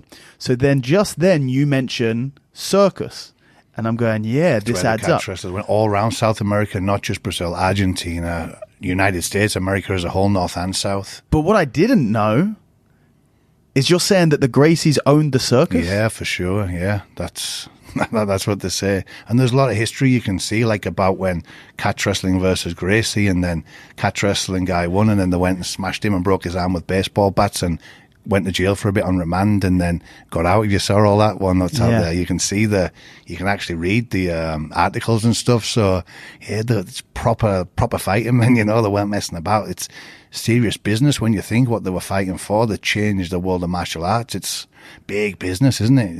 It's serious stuff. Martial arts is serious stuff. So why do not more people know? That's so interesting. So the Gracies own a circus. They're already putting on wrestling matches. Yeah. Maeda comes over and he's one of them. He's one of the guys. He's kicking some butt. So they ask him to teach the kids. I think they were getting coached by many as well. I think like the Japanese guys that did judo, obviously it was amateur, and Kano didn't want them to go out and do those kind of matches, so they were going out and doing it under false names, like jiu-jitsu. Yeah, that's what doing. Simon said. Yeah, which was of course the jiu-jitsu part of Brazilian jiu-jitsu makes absolutely no sense, because of course if anyone has done traditional Japanese jiu-jitsu, it bears zero resemblance to what we would call Brazilian or Gracie jiu-jitsu today. what it does bear a lot of resemblance to is catch wrestling, and of course, because it was primarily in the gi, it bears a huge resemblance to judo. Yeah, judo had a lot of good leg locks back in the day. Yeah. So it was that Maeda came over. Well, basically, Brazilian Jiu-Jitsu should be called Brazilian Judo. That's what it should actually be called. Yeah. And the only reason Brazilian catch wrestling. Oh, that's luta livre. Luta livre is no gi, right? And that's Maeda couldn't call. He was doing challenge matches, and he couldn't call it judo because he'd get in trouble with the judo guys. So he said that he was doing jiu-jitsu. Hence Gracie Jiu-Jitsu. But Kano created judo from Japanese jiu-jitsu. Yeah. Yes, it's fascinating, isn't it? And do you know about Adolf Santel? I don't think I do. Yeah, he was a German guy, and he claimed that he was the judo world champion because he started beating all the judo guys, catch wrestler. And so then the Kodokan then were like, look, you can do these matches. You got to go out there. He took our honor. So then they were sending the top Japanese over. And in the end, after a while, he said, look, I'm not judo world champion. He was sick to death. It was just Japanese landing up, wanting to fight him non-stop. Yeah. And the greatest catch wrestler back in the day was Scottish Jim Essen. So I often wondered, did Jim Essen was he linked with the Gracies? What part of Scotland were the Gracies from? I'm not sure, but it's a real Scottish name, isn't it? Yeah, of course. And yes, Gracie is a proper Scottish name. Do you know how many generations prior to George? I'm not sure, when they went over there. Because I don't think it was super early before that. It's probably maybe a couple of generations prior. Way. I remember reading it a long, long time ago, but it is a fascinating history. Scottish catch wrestling, Japanese judo. It's fascinating, isn't it? Scottish catch wrestling plus Japanese judo equals the most popular grappling sport in the world today. And it's going back towards, I think, like the catch wrestling roots with the submissions. It's like a no-pin, kind of like a no-pin catch wrestling match. Obviously, things have changed a lot. They're doing different guards and whatnot, and people have different nutrition supplements, and there's more information out there. Anybody can go and learn anything now, and I think that's why it's getting bigger and bigger and bigger and growing so quickly. Yeah, and I think, another question that I wanted to ask, because we were talking about pro wrestling, was do you think that pro wrestling helps or hurts catch wrestling? It's a good question, because when you say wrestling, people think about clowns jumping off tables and crazy stuff, or like it's the South Park joke, right? Where he's like wrestling, and they're like, no, it's all right. It's like a live stunt show, isn't it? And I totally respect them. It's super tough what they do, going on tour and everything, but I think maybe call it something else, not wrestling, because you don't see much wrestling in it now, whereas back in the day, you would see a lot of wrestling in there. That's why I call this legit pro wrestling, like a bit tongue-in-cheek, because, this is like, catch wrestling is basically legit pro wrestling. That's what it is. So you have never done any, what we would today call pro wrestling? No, but once I went to watch once, and my kids were into it, and I said to the man, I said, look, can I jump in and do something? He said, yeah, definitely. So I went backstage. I said, look, you're going to throw a shot, and I'm going to put you in a double wrist lock and throw you with a, I'm going to put him right through the air and put it on. So it was so funny because he started calling me out. So my kids are there thinking, whoa, this is the best thing ever. Then my older kids were like, Dad, no, they were embarrassed. But it was funny because when I put it on, people thought it was real. People thought it was real, so I must have did a good job. Because as he come in, I got it and I put him over. But then I got a little bit too excited. I kicked him out the ring, and then I got the mic, started shouting, but the kids were on there. They were all scared. I think they thought I was the bad guy. So I was like, I won them round. They're all cheering. They're all high-fiving me. I thought, this is mad. But then I went back the next time. I had a catch wrestling match that day. Went back really tired and whatnot, and he said, oh, do you want to do it? I said, no, definitely not. I said, I just did that for the kids, definitely not. So I'm sat there. Then he told the man that I did. So the man starts calling me on the microphone. So obviously I'm just ignoring it. I'm thinking, why is he doing this? And my wife said, you better get in there and do something because the kid's going to think you're scared. So I went in and chucked the poor man all over the place. And his trainer, whatever, didn't know that it was part of it. So I chased after him because he had a bat. I thought, because you see them doing it, was he going to try and hit me over the thing? So I took off after him and he ran out the building. It was absolute madness, It was like a comedy. My son said, I'm never ever going to watch that with you ever again. And he was saying, oh, you should do it. I said, no, honestly, I'm not interested in. I'm a bit too old for all that. It's a funny one, isn't it, though? Because all of these really legit guys, like Josh Barnett, really good Sakuraba, they would also do what we would call pro wrestling. They do fixed Billy matches. Robinson. I guess that pro wrestling kept it alive. They kept the holds alive, kept the holds alive, and maybe shows. brought money into it, because how are you making money from catch wrestling otherwise? That was it. I heard a story. Billy Robinson was British and European freestyle champion, and his coach, the great Billy Riley, said, "Can you take me for a steak dinner to celebrate?" He said, "I can't, Mr. Riley, I haven't got any money." Wow. He said, "Why not?" He said, "I don't get any money." So it's time to turn pro, and he was a pro wrestling promoter, so that's how he went down that route. Yeah, money there talks. You go. Yeah. I got invited to do a pro wrestling match, and I was really excited. I was never into watching pro wrestling when I was a kid, like a lot of people were. I did not enjoy the idea of it being fake, basically. And then I look back at it now, and I probably enjoy it more now than I did when I was a kid. We never knew it was when we were kids. It was like a different time. We're like, whoa. Yeah. But I clocked that it wasn't real, and that took the fun out of it. But then when you look at it for what it actually is, which is it's just a form of entertainment, and they're using the medium of wrestling and combat to tell a story, like watching any film or any other thing.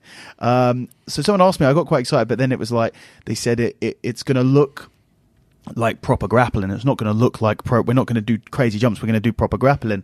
And I'm like, okay, and I'm gonna lose. Yeah, that's I'm like, not good. You're trying to get me in because you want your scalp, champ. You want your champ to tap out a legit guy. I was like, no, thanks, not for me. But I'd never say no. It doesn't work like that. I'd love to do it. There's a one in London that I've been to a few times called, oh God, what's it called? I can't even remember it, but it's this super crazy, this small club, and they're all wearing the most ridiculous stuff, and there's crazy shows in between, and they're like, it's just hilarious, and I think that just looks like a whole lot of fun. Yeah, so it looks fun for sure. One day I'd love to do some pro wrestling. What about catch wrestling? I think that'd be perfect for you. Yeah, I'd like to give it a go. I'd really love to get to the Snake Pit, and they have good once a month they have a session on it. It's really, really good. Yeah, I think I'll try and get there this year, actually, just because I want to meet. Right. I want to meet the guys. Yeah, I've met them. So, because you coached, didn't you? I coached Josh the night before I had the match with Josh. Yeah, yeah, that's right. That's right. He was driving straight over. Was it Polaris or something? No, I was doing seminars. And I got a text from Josh, who I'd met in Japan at Quintet, and a text from Josh Barnett saying, I'm coming to Wigan to compete. Will you corner me? I was like, this is the most bizarre text that I've ever got in my life. Mash for Sakuraba again, isn't it? Yeah, exactly. Cool. Yeah. And former UFC heavyweight champion gives me a text saying, will you corner me in Wigan? I go, 100%. I'm not sure why you need me to corner you, but absolutely I'll be there. So I go there and I corner Josh, and we have a great night there. The setup that they have for those Snake Pit World Championships are so cool. There's something so old school about even the belts, everything they do. Everything was cool. It's in a big room. It's a sit down dinner. It's everyone's dressed very smart, and then you have it really feels like you've gone back 100 years and you're watching some prize fighting. Yeah, it's really cool. Really good how they do it. I'd love to actually run a grappling show with a similar format, to be honest with you, because it is it brings something that jiu-jitsu doesn't have. Yeah, it's different. They're attracting good guys as well. Owen Livesey did it in one last time, didn't he? Yeah, really Owen did it, and Josh Barnett's went and done it. Yeah, they bring some good guys over there, but I'd love to get over. I'd love to sit down and chat to Roy on the podcast. It'd be great to get Roy and Andrea on. Exactly. Really good. Have a lot of stories. Yeah, no, I'd like to do that. I was thinking about doing it on this trip, but I've just been so traveling over. We went there for a couple of years, going over and doing the sessions. Did a couple of their events and competed for them in the States twice. Really, really good time there. Yeah, but then they were part of this other organisation. Like these Americans are trying to jump on board and.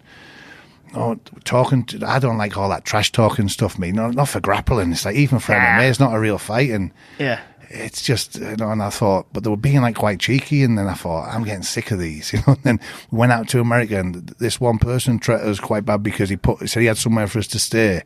We ended up sleeping on the floor when we were going to compete against one of his guys where he was the referee, I thought.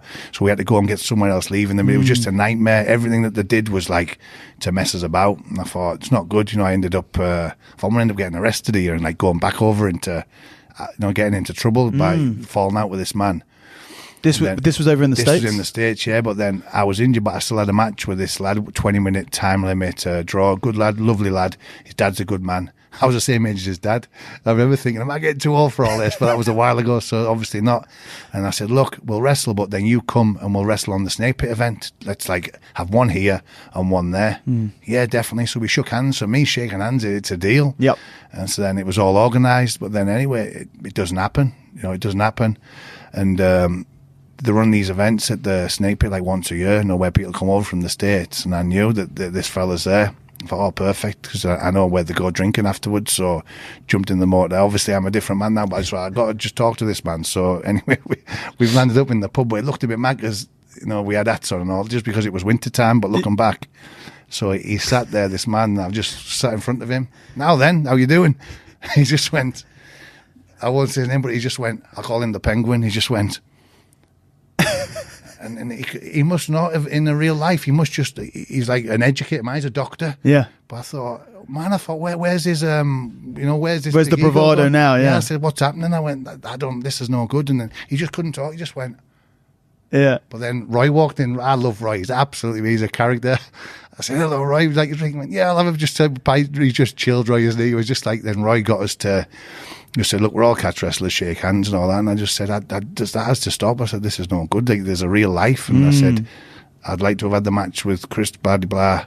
And it was just, we left it at that. So I just thought, I felt a bit bad, about the whole thing. I probably shouldn't have went down there.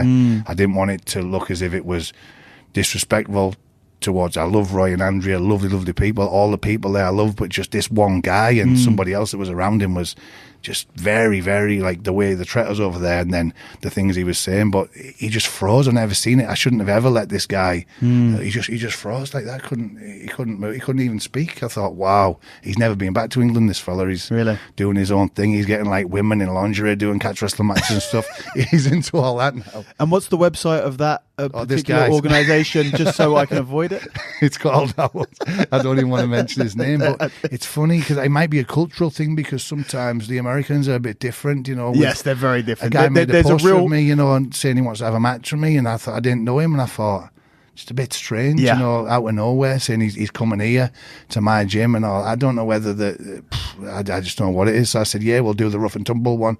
Yeah, Americans and British speak the same language, but they don't speak the same language. Yeah, that's what it is. Yeah. You'd never do that in England. Imagine someone making a poster and saying they're coming to have a match. I just thought it was disrespectful. So I said, yeah, well, rough and tumble, no rules. I'll have a proper thing if you come in for that. And then he made a video saying, oh, he wants to grab my dick. I just thought they're trying to get a reaction. I thought I shouldn't even be reacting to them. You know what I mean? I'm like, don't take the probably bait. Old enough to be his dad or something. I thought I need to just, but I hate all that, you see. That's a pro wrestling thing for me. Yeah. And that element goes over into MMA, boxing, catch wrestling. But for me, I just say legit pro wrestling, no gimmicks. Just get in the ring or on the mats, shake hands, have a wrestling match and just enjoy it. I just think all that other stuff, like, I don't want to be getting into all that stupidness. I remember once, I watched you have a match with, was it AJ? Yes. That was funny what you have. That was class.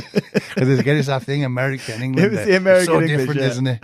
Yeah, that was a fun match. And because he was so well known at the time for the gamesmanship, the smack talk, the taunting. I just remember, because I was meant to compete against him on Polaris 1.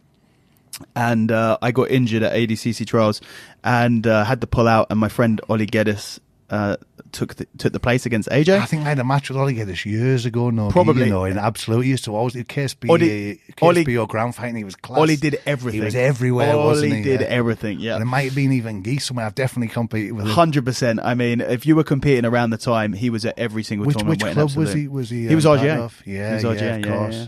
He had one massive cauliflower ear. He used to play half guard all the time, and he had one huge cauliflower ear. And I always used to say he'd try and pull full guard, but the weight of the ear would pull him down, and he'd pull half guard every time, and then he just had to go from there. He was every tournament. He was there. He was at every tournament, and he went against Ollie, and he was taunting him a lot. He was taking his mouth guard out, sticking it behind his ear, moving around a bit, then taking it, putting it back in. And I remember when we got that match rebooked for the second Polaris, I said, if he if that mouth guard comes out his mouth, I'm grabbing it and I'm chucking it. And then I spotted him put it in. I don't know where it came from. He like magicked it out of the air, put it into his mouth. I locked onto it. And then as he went to grab it, I grabbed it out of his hands and just launched it into the audience. And it's still under a chair in Cardiff somewhere, I'm sure. And he's really good, isn't he? Yeah, he was. I mean, he was top quality. You know, I think with AJ, I think his body's starting to break down a bit because he's so tough. Yeah. He would compete so often. He would get caught in submissions. He was almost impossible to submit. I mean, some of the leg locks that I've seen him in, and I think his knees are just his whole body's kind of jacked up these days. But yeah, he was a top competitor in his prime for sure. Do you have a dream match? Obviously, you've had the match with Sakuraba. Is there any other match that you'd really love to have? Sakuraba, I wouldn't even...